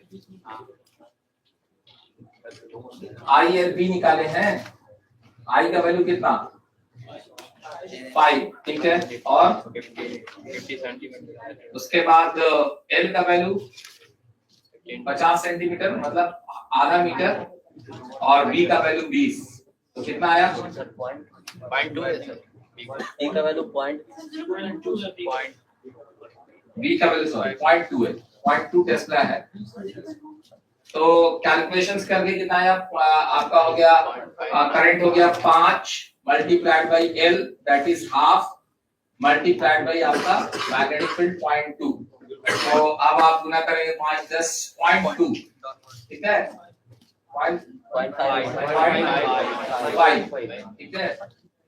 तो ये 5 मल्टीप्लाइड बाई आपके पास 1/2 मल्टीप्लाइड बाई 0.2, ठीक है। तो कितना आ रहा है बताओ कैलकुलेशन करके, 11 का वैल्यू आ रहा है 0.5, बट मैंने फोर्स पूछा है, मैंने ये तो नहीं बोला कि फोर्स का मैग्नीट्यूड बताइए। वंस वी से जो है कि भाई वेक्टर टर्म में पूछा ना, ये तो नहीं बोला कि फोर्स का मैग्नीट्यूड बताइए। अब आपको बताना है कि फोर्स ऊपर नीचे कैसे जो है, ये भी तो एक टेस्ट है। नहीं आप सिर्फ ये बता दो ना, ये जो PQ वायर है, इस PQ वायर पे फोर्स किधर काम कर रहा है, ऊपर की तरफ कि नीचे की तरफ, तो पहले तो इसका करंट का डायरेक्शन बताइए, ठीक है। करंट हमेशा जो है, अगर बैटरी एक ही लगा हुआ है तो बैटरी में करंट कैसे फ्लो होता है, प्लस की तरफ, प्लस हमने बोला बैटरी में, ठीक है। अभी तो पूछा ये, हमने ये कहा कि सर्किट में, हम आपसे पूछे अभी तो जस्ट हम तो यही बोले थे ना, रिकॉर्डिंग बैक करके देखो, मैंने पूछा था बैटरी में करंट का फ्लो किधर से किधर होता है, बैटरी में करंट का फ्लो निगेटिव टर्मिनल से पॉजिटिव टर्मिनल की तरफ, सर्किट में पॉजिटिव टर्मिनल से निगेटिव टर्मिनल की तरफ, इन नॉर्मल कंडीशंस मतलब battery in the discharging stage. Battery charging stage में जब होता है तो ये काम उल्टा होता है, समझ गए। जब बैटरी चार्जिंग स्टेज में लाया जाएगा तो ये काम उल्टा होगा, मतलब उल्टा का मतलब बैटरी में करंट का फ्लो पॉजिटिव प्लेट से निगेटिव प्लेट की तरफ चार्जिंग के केस में। डिस्चार्जिंग के केस में जैसे जनरली हम लोग टीवी चला रहे हैं, टॉर्च चला रहे हैं, कोई पंखा छोटा सा चला रहे हैं, मान लीजिए डीसी की बात कर रहे हैं जो है, तो उस समय जो है आपको बैटरी में करंट का फ्लो इधर से इधर की तरफ, सर्किट में ऐसे, सर्किट में पॉजिटिव से नेगेटिव की तरफ, ठीक है। सर्किट में हमेशा पॉजिटिव प्लेट से जो है करंट निकल के जो है नेगेटिव प्लेट की तरफ जाएगा। तो यहां पे करंट का फ्लो इधर है, इस डायरेक्शन में।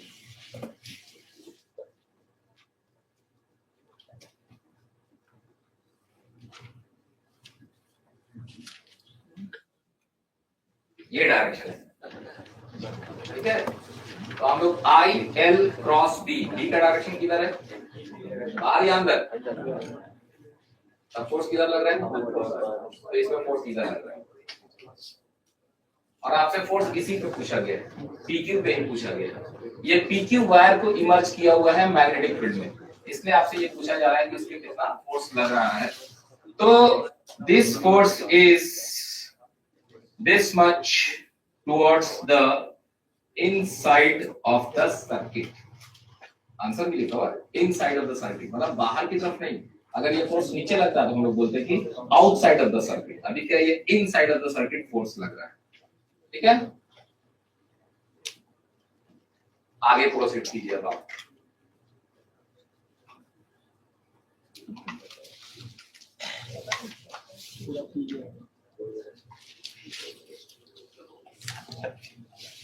सिंपल सवाल है बट एग्जाम में आने वाला सवाल है और आपसे बनने के लायक है with in 1-2 minute.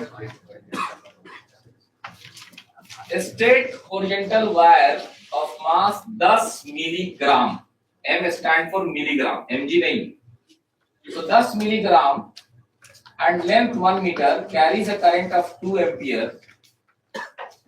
What minimum magnetic field should be applied in the region so that the magnetic force on the wire may balance its weight? ठीक है, अभी देखो जस्ट इस क्वेश्चन के पहले वाले पार्ट में देखो। अब मैंने क्या किया, आपको बोल रहा हूं कि एक वायर है, उसमें करंट जा रहा था, आपने मैग्नेटिक फील्ड का फोर्स निकाला था, कितना निकाला था, ILB, ऊपर की तरफ था। और मैं ये कह रहा हूं कि अब उस वायर को वहां पे टंगा हुआ रहे हवा में, मैग्नेटिक फील्ड में डाला हुआ था, तो मैग्नेटिक फील्ड का फोर्स ऊपर काम कर रहा था, तो उसको ले जाने की कोशिश करेगा ऊपर, तो उसको बैलेंस करने के लिए mg है, तो mg is equal to ILB। तो सिंपली जो है आपके पास आंसर में आ जाएगा कि mg is equal to ILB, ठीक है। और यहां से आपके पास b का वैल्यू निकल जाएगा mg डिवाइडेड बाय IL। आपके पास m का वैल्यू पता है, but you are suppose to put everything in the SI unit, ठीक है। अगर वहां पे मास का वैल्यू जो लिखा हुआ है मिलीग्राम में लिखा हुआ है, तो मिली का मतलब 10 का पावर -3। अब मैं उतना बैठ के आपको नहीं बताऊंगा भैया मिली मतलब ये लिखना, माइक्रो मतलब ये लिखना, नैनो मतलब ये लिखना, अब भूल मत जाना जो है, क्योंकि अगर आप जैसे मिस कीजिएगा आंसर गलत हो जाएगा। तो वहां पे जी का वैल्यू आप फिलहाल अगर क्वेश्चन में लिखा हुआ है तो ठीक है, नहीं तो फिलहाल आप 9.8 ले सकते हो, 10 ले सकते हो। आई का वैल्यू दिया हुआ है, करंट 2 एम्पीयर दिया हुआ है, लेंथ दिया हुआ है, ठीक है।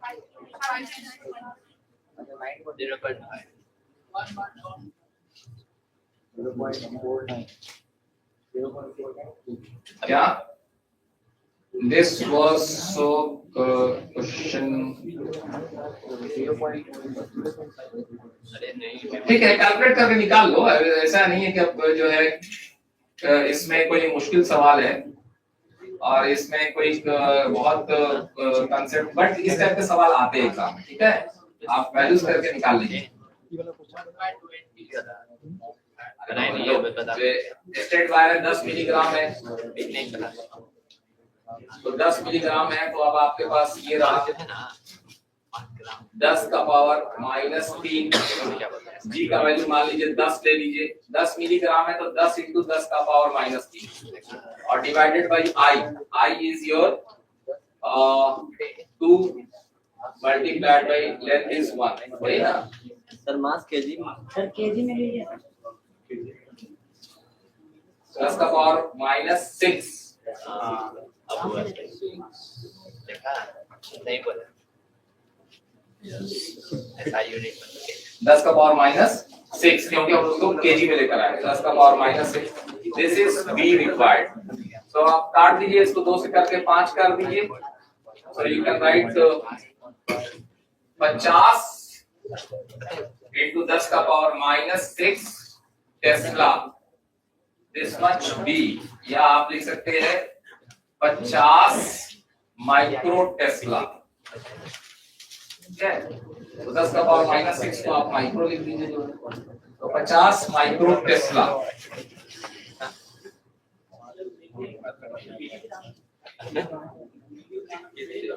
हाँ मिलीग्राम है तो मिली का मतलब 10 का पावर -3 कर दिए, तो ग्राम में रहा अभी। अब उसको केजी में करने के लिए 10 का पावर और -3 करो, because everything we are suppose to put in SI unit जो है, अगर ग्राम रहता तो 10 और -3 करके केजी में करते, अभी तो आपका मिलीग्राम दिया हुआ, उसको केजी में करने के लिए 10 का पावर -6 लेकर आएंगे जो है।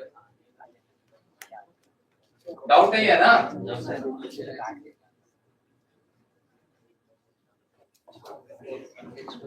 सर बोर्ड में चलिए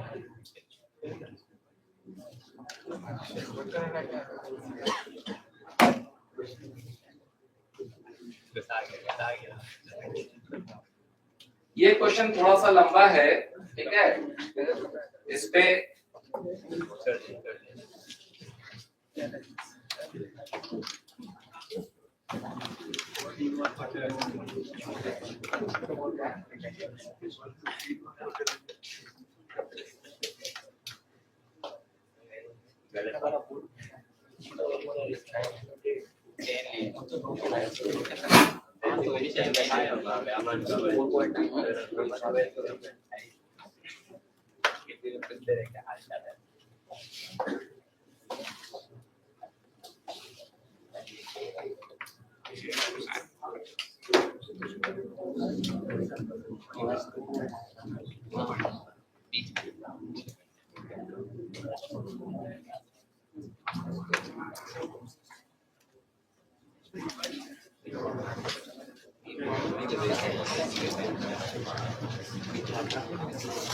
ये वाला क्वेश्चन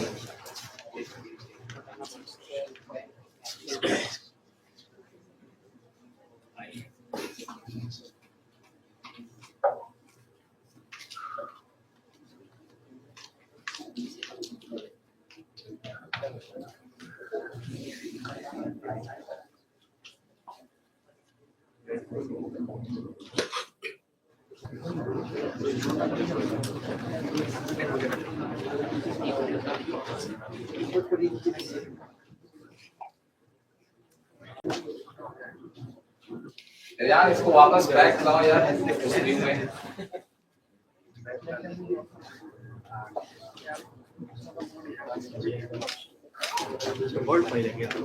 हाँ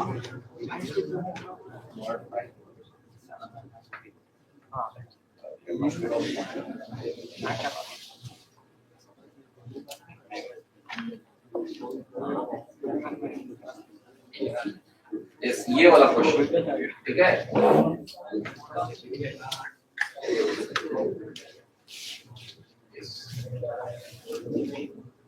पहले क्वेश्चन से एक बार पढ़ लो। क्वेश्चंस बताने के पीछे जो है पर्पस है कि आपका थोड़ा सा कंसेप्ट बिल्डअप हो जाए। जो है ये फिगर दिया हुआ है, ठीक है। क्वेश्चन बहुत हल्का है, क्वेश्चन में कहीं जान नहीं है, मैं आपको सिंपल ये बता दूं। पहले क्वेश्चन यहाँ पे है कि ये आपके पास ये जो दो रेल की जो पटरियां देखते हैं ना, उस टाइप से है, ठीक है। So two long metal rails placed horizontally, ये हॉरिजॉन्टल है, रोड पर है ऐसे, placed parallel to each other with a separation of L, यानी कि ये लंबाई आपका L दिया हुआ है, ये वाला बीच का जो है। A uniform magnetic field B exists in a vertically downward direction, जो यहाँ पे दिखाया हुआ direction. A wire of mass M can slide on the rails, ये वायर जो है इस पे स्लाइड कर सकता है।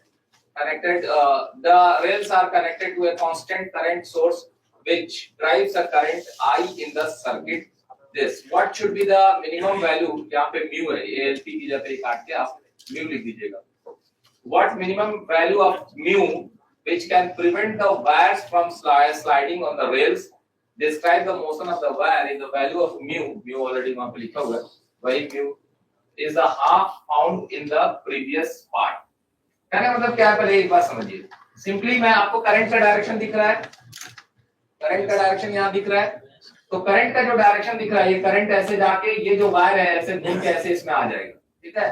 करंट इसमें ऐसे फ्लो हो रहा होगा। तो वायर में करंट कैसा फ्लो हो रहा है? वायर में जो करंट फ्लो हो रहा है, वो वायर में करंट जो फ्लो हो रहा है वो आपको ऊपर से नीचे की तरफ, ठीक है। यहाँ देखो, ये है ना, ये ठीक है, ये करंट का डायरेक्शन दिखाया हुआ है। यहाँ पे ये एक सोर्स है जिससे कांस्टेंट करंट आ रहा है, इस वायर में ऊपर से नीचे की तरफ जा रहा है। तो आप बताओ कि इस वायर पे फोर्स लग रहा है या नहीं लग रहा है? IL क्रॉस B, I नीचे की तरफ, IL, B किधर है? B अंदर की तरफ, तो फोर्स किधर लग रहा है? फोर्स इस डायरेक्शन में लग रहा है। यानी कि इस वायर पे जो फोर्स काम कर रहा है वो फोर्स जो है इधर की तरफ काम कर रहा है, ठीक है। ये सिंपली ऐसे हुआ, आप यूं समझ लो कि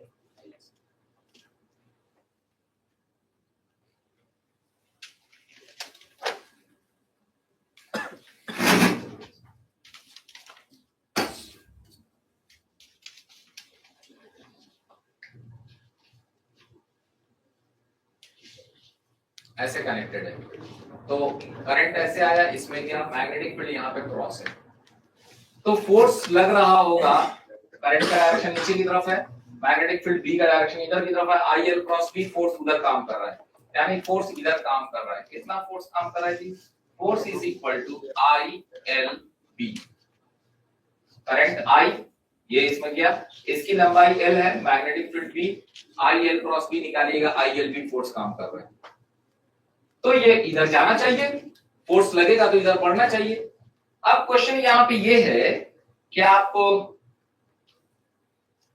आपके घर में एक ये बहुत बड़ा सा जो है आपके मतलब पुराने बाप दादा के टाइम में, दादाजी के टाइम का ये बहुत बड़ा अलमारी रखा हुआ है, ठीक है, गोदरेज वाला से भी पुराना, पहले जमाने का जो लकड़ी वाला बनता था, और आप जो है ना इधर जाइए और इसको पकड़ के इधर खींचना शुरू कीजिए, ठीक है,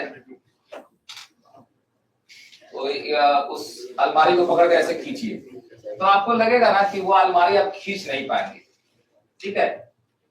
तो अगर बाई चांस हम ये करें कि जब आप इस पे फोर्स नहीं लगा रहे थे, तो ये अलमारी जो है नॉर्मली पड़ा हुआ था, तो इस पे सिचुएशन क्या था? सिचुएशन इसका ये था कि इस पे दो फोर्स काम कर रहे थे, एक फोर्स नीचे mg काम कर रहा था इसके सेंटर से जो है, और एक फोर्स जो है यहाँ से ये काम कर रहा था नॉर्मल ऊपर की तरफ, ठीक है, और जमीन पे रखा हुआ था, कोई फ्रिक्शन काम नहीं कर रहा था, friction was zero that time. अब आप आए और आपने अपनी शक्ति का यहाँ पे आजमाइश किया और यहाँ पे फोर्स लगाया जो, ठीक है, फोर्स लगा के खींचना शुरू किया, तो जब आप फोर्स लगा के खींचे, मान लीजिए कि आपने 1 न्यूटन का फोर्स लगाया जो है उदाहरण के तौर पे, और ये अलमारी जो है ना मतलब स्लिप नहीं किया जो है, चला नहीं जो है, तो ऐसा कौन सा जो ये mg और नॉर्मल तो ठीक है ऊपर नीचे बैलेंस हो रहे थे, ये जो हम कौन सा फोर्स लगा रहे थे कि जो है जिसकी वजह से वो चल नहीं रहा है, दूसरा कौन सा वहां पे इंसान जिन्नात शैतान हाजिर है जो इस फोर्स के बराबर फोर्स लगा दिया, अदरवाइज तो इसको चलना ही चाहिए था। तो इसका मतलब ये हुआ कि उस समय कोई ना कोई एक आदमी था जिसने इसके पीछे की तरफ बल लगाया, वो था हमारा फ्रिक्शन, ठीक है, वो भी कौन सा? स्टैटिक फ्रिक्शन, ठीक है, उसमें स्टैटिक फ्रिक्शन, और वो स्टैटिक फ्रिक्शन पहले भी था कि नहीं था? तो पहले जीरो था, पहले उसकी वैल्यू जीरो थी, और तब आपने जब 1 न्यूटन लगाया तो वो भी 1 न्यूटन कर दिया। तब आपने कहा कि भाई चलो मैं इसको बढ़ा के जो ना एक और अपने भाई को बुला लेता हूँ, भाई 1 न्यूटन तू भी, दोनों आदमी मिलकर खींचते हैं, तभी भी नहीं चाहा तो ये 2 न्यूटन हो गया। तब आपने तीसरे एक और भाई को बुलाया जो है कि भाई 1 न्यूटन और तुम फोर्स लगाओ, हम तीनों आदमी मिलकर करते हैं, तभी भी नहीं हुआ, तो इसका मतलब ये 3 कर दिया। उसके बाद आप देखा देखिए आपका छोटा सा बच्चा था वहां पे, अच्छा अब्बा भैया चाचा सब खींच रहे हैं तो चलो हम भी उसमें लगते हैं, वो आया और साथ में जो है 0.001 न्यूटन लगाया और ये चलने लगा, ठीक है, तो बच्चा फिर आप लोग पूरा मेहनत कर रहे थे, नहीं हुआ, और हमारे तो इसका मतलब ये था कि ये जो फ्रिक्शन था ना, जो स्टैटिक फ्रिक्शन, इसकी वैल्यू एक लिमिट है, 0 से स्टार्ट होकर 3 तक जाने की इसकी लिमिट थी, 0.0001 जैसे अगर हम लोग यहाँ पे फोर्स लगाए, वो अपने आप को नहीं बढ़ा पाया, उसने आपको, आपके भाई, उनके भाई, तीनों आदमी को बराबर कर दिया, लेकिन उसका जो छोटा वाला जो बच्चा था ना, उसको वो काउंटर बैलेंस नहीं कर पाया। तो ये जो लिमिटिंग फ्रिक्शन है ना, इसकी वैल्यू होती थी mu S multiplied by N, ठीक है, और यहाँ पे n mg के बराबर है, इसलिए इसकी वैल्यू जो है mu S multiplied by mg। इसीलिए हम लोग लिखते थे हमेशा कि जो स्टैटिक फ्रिक्शन होता है that is always less than equal to mu S multiplied by n, ठीक है, ये n हम लिख रहे हैं, यहाँ पे mg के बराबर है। तो यहाँ पे ये जो वायर है, ये वायर, इस वायर को इधर जाना चाहिए, बट कहा यह जा रहा है कि ये वायर आगे मूव नहीं कर रहा है, तो नहीं मूव कर रहा है तो कोई ना कोई है वहां पे रोकने वाला, दैट इज फ्रिक्शन। भले वो फ्रिक्शन यहाँ भी कर रहा होगा, यहाँ भी कर रहा होगा, हम लोग एक ही उसमें फ्रिक्शन फोर्स दिखा रहे हैं कि एक फ्रिक्शन फोर्स पीछे की तरफ काम कर रहा है, ठीक है, ये इधर भी लग रहा होगा, इधर भी लग रहा होगा, वो दोनों मिला के इसके बराबर आएगा, लेकिन उन दोनों को जोड़ के मान लीजिए हम लोग एक पीछे की तरफ फ्रिक्शन फोर्स दिखा रहे हैं, दिस फ्रिक्शन स्टैटिक फ्रिक्शन इसको रोके हुए, और इस स्टैटिक फ्रिक्शन की जो लिमिटिंग वैल्यू हो सकती है वो mu multiplied by mg, mu multiplied by normal, horizontal रखा हुआ है ना, हॉरिजॉन्टल रखा हुआ तो mg नीचे, नॉर्मल ऊपर, फोर्स इधर काम कर रहा था, फ्रिक्शन उधर उल्टा काम कर रहा था। इसको आप जो देख रहे हैं ना, बोर्ड को लिटा के सोचिए जो है कि वायर पे फोर्स इधर काम कर रहा है, mg नीचे नॉर्मल, ऊपर फ्रिक्शन इधर की तरफ। तो हम लोग क्या करें, इस म्यू mg को ILB के बराबर कर दीजिए, म्यू का वैल्यू पता चल जाएगा। So mu mg is equal to ILB and then this implies that mu is equal to ILB divided by mg। तो इतना मिनिमम फ्रिक्शन का कोफिशिएंट होना चाहिए जो इस वायर को मूव करने से रोक सकता है। अगर म्यू का मान इससे ज्यादा होता तो फ्रिक्शनल फोर्स और ज्यादा होता, वो इसको चलने ही नहीं देता जो है, ठीक है। सो ये मिनिमम फ्रिक्शन का कोफिशिएंट है जो इस वायर को चलने से रोक सकता है। तो ये आपका एक पार्ट हुआ म्यू का वैल्यू। तो म्यू का वैल्यू डाटा जो दिए गए थे उस डाटा के हिसाब से म्यू का वैल्यू आप कैलकुलेट कर सकते हो। अदरवाइज डाटा तो डाटा नहीं दिया हुआ था, सिंपली ILB के टर्म में था। तो mu is equal to ILB divided by mg। क्या हमारा म्यू इससे कम अगर होता, ठीक है, इससे कम होता तो ये वायर रुकता या चल देता? ये म्यू का एक मिनिमम वैल्यू है। म्यू का वैल्यू इससे ज्यादा होगा तो फ्रिक्शन का मान इससे ज्यादा होगा। अगर फ्रिक्शन का मान इससे ज्यादा होगा तो आप जो मैग्नेटिक फील्ड वाला फोर्स लगा रहे हैं उसको और एक दो आदमी को बुलाना पड़ेगा। एक दो आदमी को और बुलाने का मतलब है यहाँ से करंट बढ़ाइए, ठीक है, या मैग्नेटिक फील्ड का जो है वैल्यू बढ़ाइए जो है तब। और अगर यही सिचुएशन है तो आपके पास क्या होगा कि अगर आपने म्यू को इसका आधा कर दिया तो ये जो इधर फोर्स लग रहा था, अभी का सिचुएशन क्या है, अभी का सिचुएशन ये है कि जो ILB इधर लग रहा है this is also become ILB, देख रहे हैं, क्योंकि म्यू का वैल्यू जैसे रखेगा ना ILB डिवाइड बाय mg करके ILB को ILB ने बैलेंस कर दिया। लेकिन अगले सिचुएशन में क्वेश्चन में कहा जा रहा है कि म्यू का मान इसका आधा ले लो, म्यू का मान आधा ले लो। बी पार्ट में कहा कि म्यू का मान इसका आधा ले लीजिए। तो म्यू का मान अगर इसका हम आधा ले लें तो इसका आधा लेंगे मतलब इसका आधा लेंगे, इसका आधा लेंगे तो इसका मतलब ये फोर्स कितना हो जाएगा, ILB डिवाइडेड बाई 2 हो जाएगा ना, ILB बाई 2 हो जाएगा। इधर ILB रहेगा तो नेट फोर्स आगे की तरफ कितना हो जाएगा, नेट फोर्स आगे की तरफ इस केस में हो जाएगा ILB divided by 2 that is equal to mass multiplied by acceleration. उधर चलना शुरू होगा तो इसलिए एक्सेलरेशन हो जाएगा ILB डिवाइडेड बाई 2m। आपसे पूछा गया था कि अगर म्यू का मान इसका आधा कर दिया जाए तो आगे के सूरत हाल जो है बयान करें, यही लिखा था ना, describe the motion of the wire if the value of mu is half the value found in the previous part. तो प्रीवियस पार्ट का अगर आधा कर दिए तो ये वायर चलने लगेगा और कितने एक्सेलरेशन से चलने लगेगा, ILB डिवाइडेड बाई 2m, ठीक है। ये क्वेश्चन समझ में आया? चलिए अब आगे दूसरा, किसी को डाउट नहीं है ना इसमें? अदरवाइज मैं आपको बोल रहा हूं मेरा सारा ज्ञान SC वर्मा बुक में छुपा हुआ है, मतलब ऐसा नहीं है दूसरा बुक का ज्ञान नहीं, ये काफी है ज्ञान पैदा करने के लिए, बाकी सिर्फ बनाने के लिए रहता है। ये एक सवाल जो है SC वर्मा में पेज नंबर 225 पे सॉल्व है, ठीक है, 225 नंबर पेज पे ये क्वेश्चन जो है सॉल्व है। दिस इज क्वेश्चन नंबर 3 और सेम इसी टाइप पे आपको सॉल्व करने के लिए दो सवाल है, वो दो सवाल आप नोट कर लो, अगर आप बुक रहेगा तो बना लीजिएगा। पेज नंबर 232 पर 22 एंड 23 ये सवाल आप इस थ्योरी पे जो अभी पढ़ाया गया है इस थ्योरी पे ये दो सवाल आप बना सकते हैं। और इस टाइप के सवाल मेडिकल का तो मैं गारंटी नहीं लूंगा लेकिन इंजीनियरिंग में जरूर आते हैं, ठीक है, इंजीनियरिंग में इस टाइप के सवाल आते हैं ताकि फोटो देख के ही आदमी घबरा जाए, ऐसा ऐसा ये वो और इतना जो है कि भाई इसमें जो है आप क्या पूछ रहा है। और फॉर्मूला जो है एकदम सिंपल है, जो है फोर्स लगाइए और बस करंट को मूव कराइए, यही सारे है। क्वेश्चन नंबर 22 था और 23 था जो है। चलो आगे दूसरा थ्योरी पे चलते हैं। इस थ्योरी का हेडिंग आप डाल लीजिए current carrying loop placed in uniform magnetic field. Current carrying loop placed in uniform magnetic field. Current carrying loop placed in uniform magnetic field। ठीक है, उसके ऊपर लिख लीजिए force on current carrying loop placed in uniform magnetic field, क्योंकि मैं उसको दो पार्ट में डिस्कस करूंगा। पहला पार्ट मैं फोर्स डिस्कस करूंगा, इससे जब आगे निकलूंगा तो फिर टॉर्क डिस्कस करूंगा।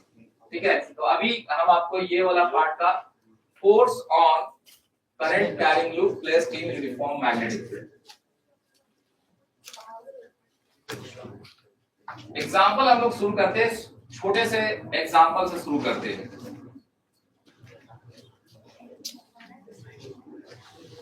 ये ले लो ए बी सी, एक ट्रायंगल ले लीजिए।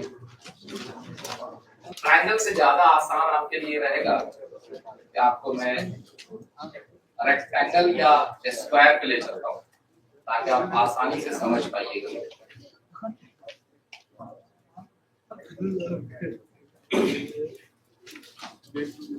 चलिए, आसानी से समझने के लिए कर रहा हूं। Let's see you take a square. Square में अब इसमें करंट का फ्लो कराइए, आई करंट इसमें फ्लो कर रहा है।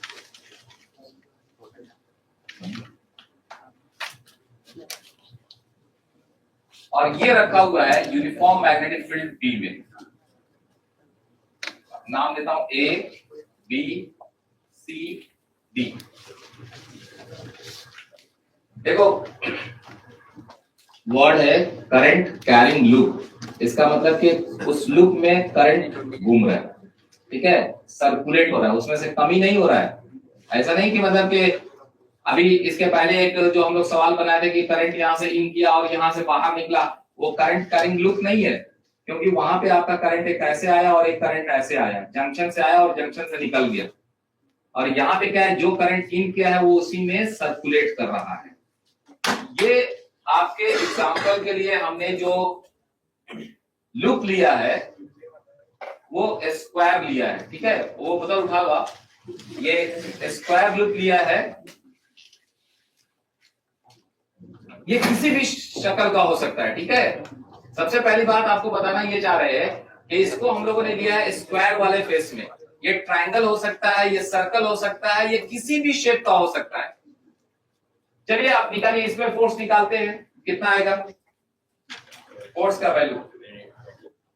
I L cross B, B किधर है भाई, फोर्स कितना लगेगा इसमें, ऊपर की तरफ। चलिए इसमें फोर्स बताते हैं कितना फोर्स लगता है। आई एल बी यही लगेगा ना। ठीक है, इस पे बताइए जरा फोर्स किधर लगेगा, अंदर की तरफ। चलिए ये कर दिया हमने।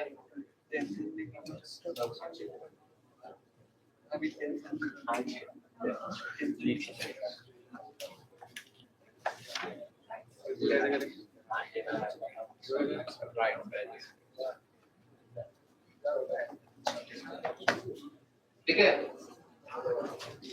as a whole net force on the loop, ठीक है, net force on the loop how much, zero? Yes sir.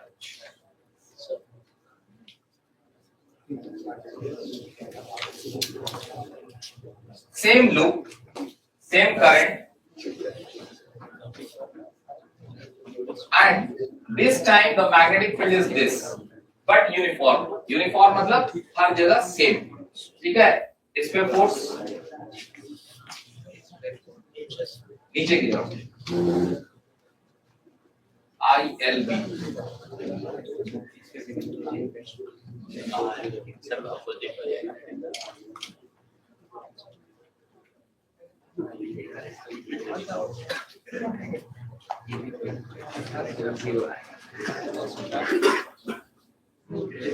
कितना? 0। एक और इसको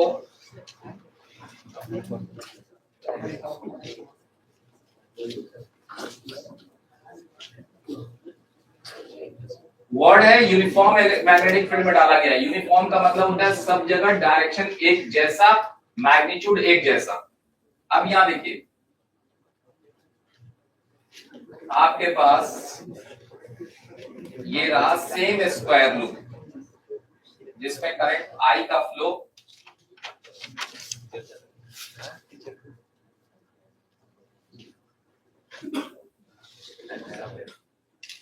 and this time the magnetic field is x direction, सब तरफ x डायरेक्शन में मैग्नेटिक फील्ड। ठीक है, दिस इज मैग्नेटिक फील्ड। ठीक है, अब आपको जो है पहले सुनो, हाथ घुमाने से पहले जो है पहले ये सोचो आई एल क्रॉस बी करते थे, एल और बी का डायरेक्शन सेम होगा, समझ रहे हैं? एल क्रॉस बी का डायरेक्शन, जब एल और बी का डायरेक्शन सेम होगा तो फोर्स 0 हो जाएगा, नीचे वाला। अब ऐसे तो है नहीं, अब इसको भी उधर ही ले जाना है तो ये 0 हो गया, इस पे फोर्स 0 है, उस पे भी 0, 180 डिग्री। हाँ, इस पे होगा, इस पे क्या होगा? ऐसे किए, ये हमारा आई का डायरेक्शन था, एल का डायरेक्शन, बी का अंदर की तरफ, यानी कि यहाँ पे फोर्स काम कर रहा है और वो फोर्स जो है चलो थोड़े देर के लिए फोर्स को मैं क्रॉस से दिखा देता हूँ, मतलब अंदर की तरफ है। जनरली दिखाते नहीं है डायरेक्शन, लेकिन क्रॉस दिखा रहे कि अंदर की तरफ है। जरा इस पर सोचा जाए, इधर वैल्यूज तो उतना ही था, आई एल बी ओवरऑल, इस पे फोर्स इधर की तरफ, उधर फोर्स। सो क्या हम लोग ये कंक्लूजन ड्रॉ कर सकते हैं कि किसी भी यूनिफॉर्म मैग्नेटिक फील्ड में अगर करंट कैरिंग लूप को डाल दिया जाए तो उस लूप पे फोर्स 0 काम कर रहा होगा। ठीक है, अब आप बोलेंगे सर ये तो सिंपली हम लोगों ने ड्रॉ किया conclusion on the basis of what? Rectangle. ठीक है, क्या हम लोग ये कंक्लूजन जो है किसी दूसरे शक्ल में कर सकते थे? तो लेट अस सी, एक थोड़ा समझने के लिए ये वाला,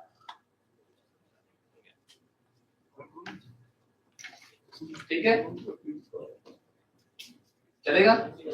और इसको कैसा मैग्नेटिक फील्ड में डाला जाए? जैसा आप बताइए वैसे ही मैग्नेटिक फील्ड में रख देते हैं, जो आपको आसान लगता हो। चलिए यही रख देते हैं, यही मैग्नेटिक फील्ड, ताकि एक फोर्स तो 0 हो जाएगा ना इस पे, नहीं समझे? एक तो ये वाला का फोर्स 0 हो जाएगा। अब आपको उनका फोर्स बताना है उस पे और इस पे जो है, ठीक है? सो इस जगह पे, और ये मान लीजिए कि आपका सब 60 डिग्री है, 60 डिग्री, 60 डिग्री, ये भी 60 डिग्री, ठीक है? मैग्नेटिक फील्ड भी, लंबाई सबका n मान लिया जाए, तो कोई आदमी जरा उस पे और इस पे फोर्स बताइए जरा, ए बी एंड सी। सी ए पे क्या फोर्स होगा और ए बी पे क्या फोर्स होगा? सी ए पे फोर्स का वैल्यू, फोर्स ऑन सी ए, चलिए पहले मैं बताता हूँ। फोर्स का फॉर्मूला सिंपली होगा आई एल क्रॉस बी, इतना ही होगा। तो लिखते हैं सी ए पे फोर्स, लिखते हैं force on C A, magnitude लिखता हूं आई, एल क्रॉस बी मतलब L multiplied by B multiplied by sine theta, जहां पे theta is angle between I and B. तो बी का डायरेक्शन ये है और एल का डायरेक्शन ये है।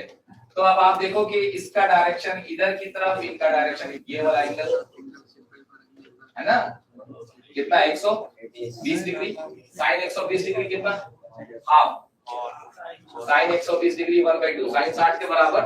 ठीक है, डायरेक्शंस की बात कर रही है, चलो √3/2 कर दिए। साइन 120 डिग्री आपके पास 0 1 2 3 √3/2, ठीक है? और sine 180 minus theta is equal to sine theta, ठीक है? All positive only sine positive second quadrant में, ठीक है।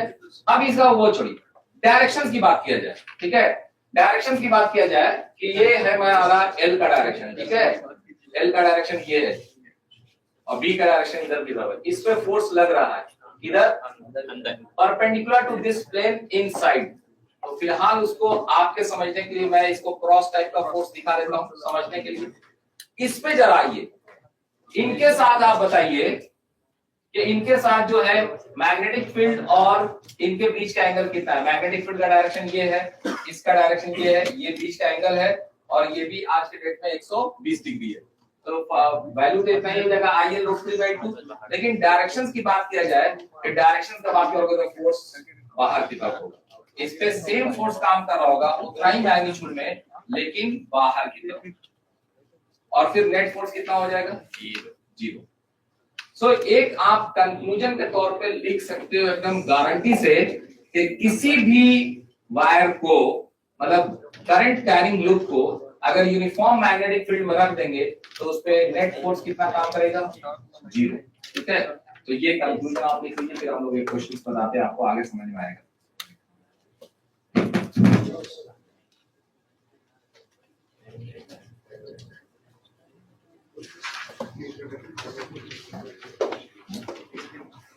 कंक्लूजन ये है, if a current carrying loop is placed in uniform magnetic field, then the net force on the loop will be 0.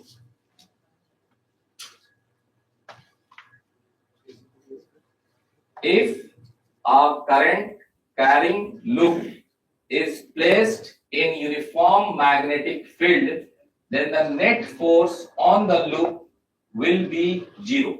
इसमें 2-3 बातें important है। Number 1 loop, number 2 uniform magnetic field, ठीक है। मैग्नेटिक फील्ड भी यूनिफॉर्म होना चाहिए, ऐसा नहीं कि बदलता हुआ मैग्नेटिक फील्ड में डाल दीजिए और कहिए कि सर इसको जो है इस पे 0 क्यों नहीं हो रहा है, ठीक है। अब क्वेश्चन यहाँ पे ये है, देखिए ये है मेरा सर्कल या सेमी सर्कल कहते हैं, ठीक है। और इसमें मैंने करंट का फ्लो ऐसे करा दिया I, क्या, और इसको यूनिफॉर्म मैग्नेटिक फील्ड में रख दिया।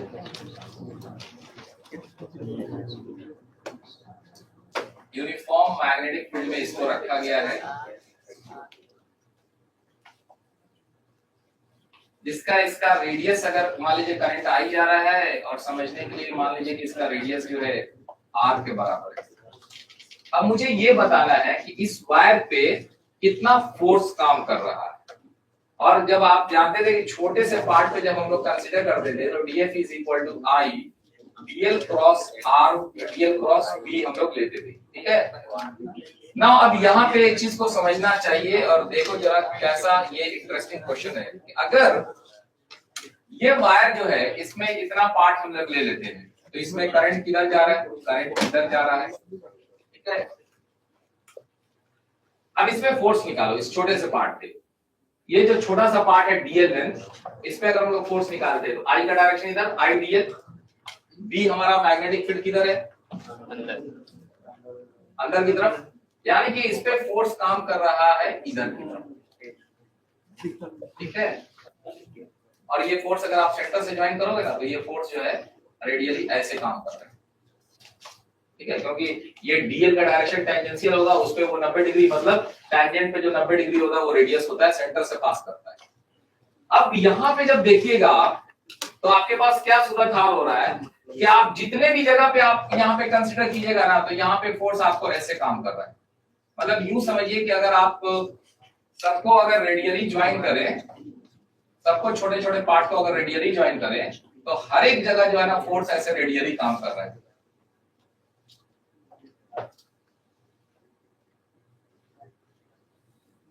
जैसे ऐसे समझिए कि नया चांद जो है एकदम एकदम या सूरज के रोशनी से निकल रही है। तो अब इनका रिजल्टेंट, ठीक है, इन फोर्सेस का जो है, ये सारे फोर्सेस जो इस पे काम कर रहे हैं, इनका रिजल्टेंट निकालने के लिए एक टेक्निक ये हो सकता था, एज ए मैथमेटिक्स के स्टूडेंट हम लोग ये कह सकते थे कि सर देखिए ये वाला जो फोर्स है ना, ये और ये इस फोर्स के दो टुकड़े कीजिए, एक इधर की तरफ एक इधर की तरफ। उसी तरह इस फोर्स के दो टुकड़े कीजिए, एक इधर की तरफ एक इधर की तरफ। तो आपका सिमेट्री से आप कह सकते थे सर ये वाला फोर्स इसके साथ कैंसिल हो जाएगा, लेकिन ये वाला फोर्स जो है ना इसके साथ जुड़ जाएगा। इसका मतलब हम लोग ये बोल सकते थे कि इस पूरे वायर पे जितने भी फोर्सेस होंगे बाई सिमेट्री, अगर इसका सिमेट्री अगर यहाँ पे है तो कैंसिल करते जाएंगे, तो ये जो ऊपर वाला है ना ये सब जुड़ते जाएगा, और एज ए होल इस पे जो फोर्स काम करेगा वो ऊपर की तरफ काम करेगा। लेकिन वो मैथमेटिकली कितना होगा ये निकाल पाना मुश्किल होगा। तो हमने क्या किया, जो इसके पहले हम लोगों ने थ्योरी लाया था वो क्या लाया था कि भाई अगर यूनिफॉर्म मैग्नेटिक फील्ड में एक करंट कैरिंग लूप को रख दूं तो उस पे नेट फोर्स कितना काम करता है, 0।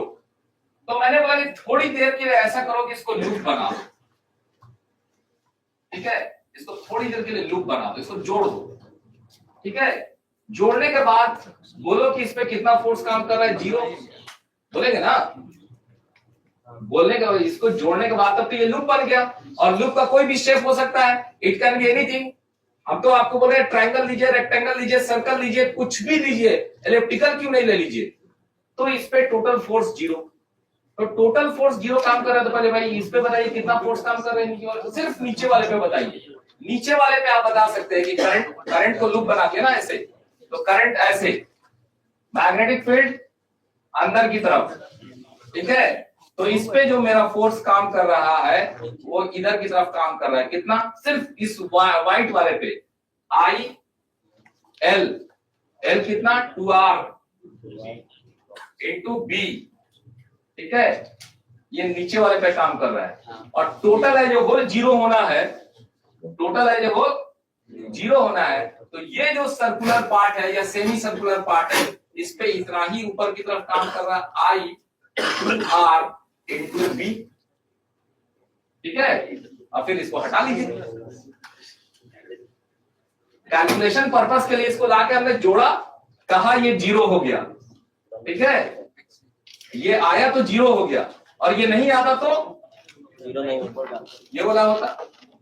तो ये जो आप देख रहे हैं ये जो ऊपर जो जुड़ रहा था ये सब का जोड़ दिया है, I into 2r into B.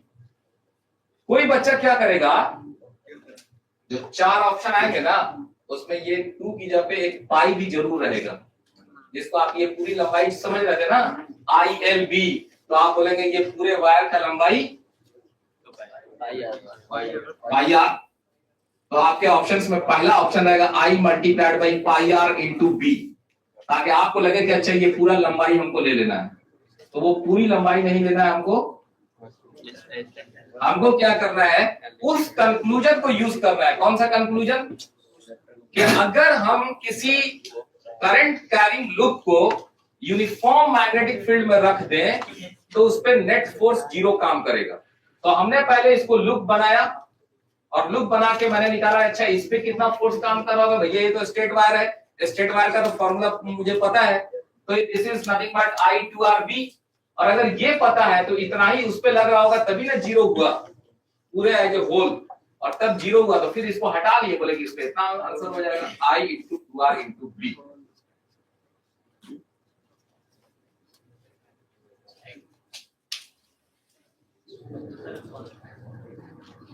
क्या बोलो, छुट्टी किया जाए? छुट्टी तो कर ही देंगे, बस एक ये सवाल देखो, ये क्वेश्चन ऐसे है, और मेरे हिसाब से इस क्वेश्चन को मैं सॉल्व नहीं करूंगा, बस आपको ऐसे सिर्फ फील करा के छोड़ देता हूं।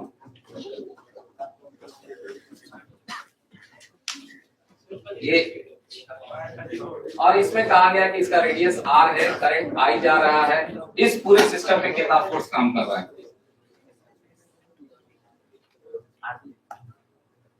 इस पूरे सिस्टम पे कितना फोर्स काम कर रहा है, जो ये आंसर है ना यही आंसर ये होगा। इस बार हम लोग क्या करेंगे, इसको लूप बना देंगे, और लूप बना के यहाँ से इसको ऐसे जोड़ देंगे, बोलेंगे भाई इस पे नीचे इतना फोर्स काम कर रहा है तो पूरे सिस्टम पे इतना फोर्स ऊपर काम कर रहा है, तो बराबर आंसर निकल के आ जाएगा। और एक आदमी जो है आपको बताने के लिए या बजाने के लिए एक ऐसा ग्राफ ड्रॉ करके रख दिया, ये वाला साइन ग्राफ, ठीक है, यहां से यहां तक, यहां से यहां तक का ग्राफ ड्रॉ करके छोड़ दिया गया और आपको बोला गया कि इसमें करंट ऐसे फ्लो कर रहा है, तो आपको बताइए फोर्स कितना होगी। तो आपको इसको भी फिर लूप बना देना चाहिए, यहां से इसको ऐसे ज्वाइन कर देना चाहिए, इस पे जितना फोर्स काम करेगा पूरे लूप पे उतना फोर्स काम करेगा, ठीक है। चलिए फिर अगले क्लास में पढ़ाई होगी।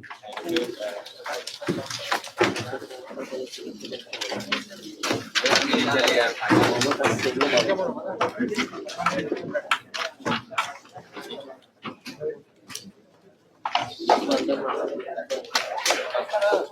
डायरेक्ट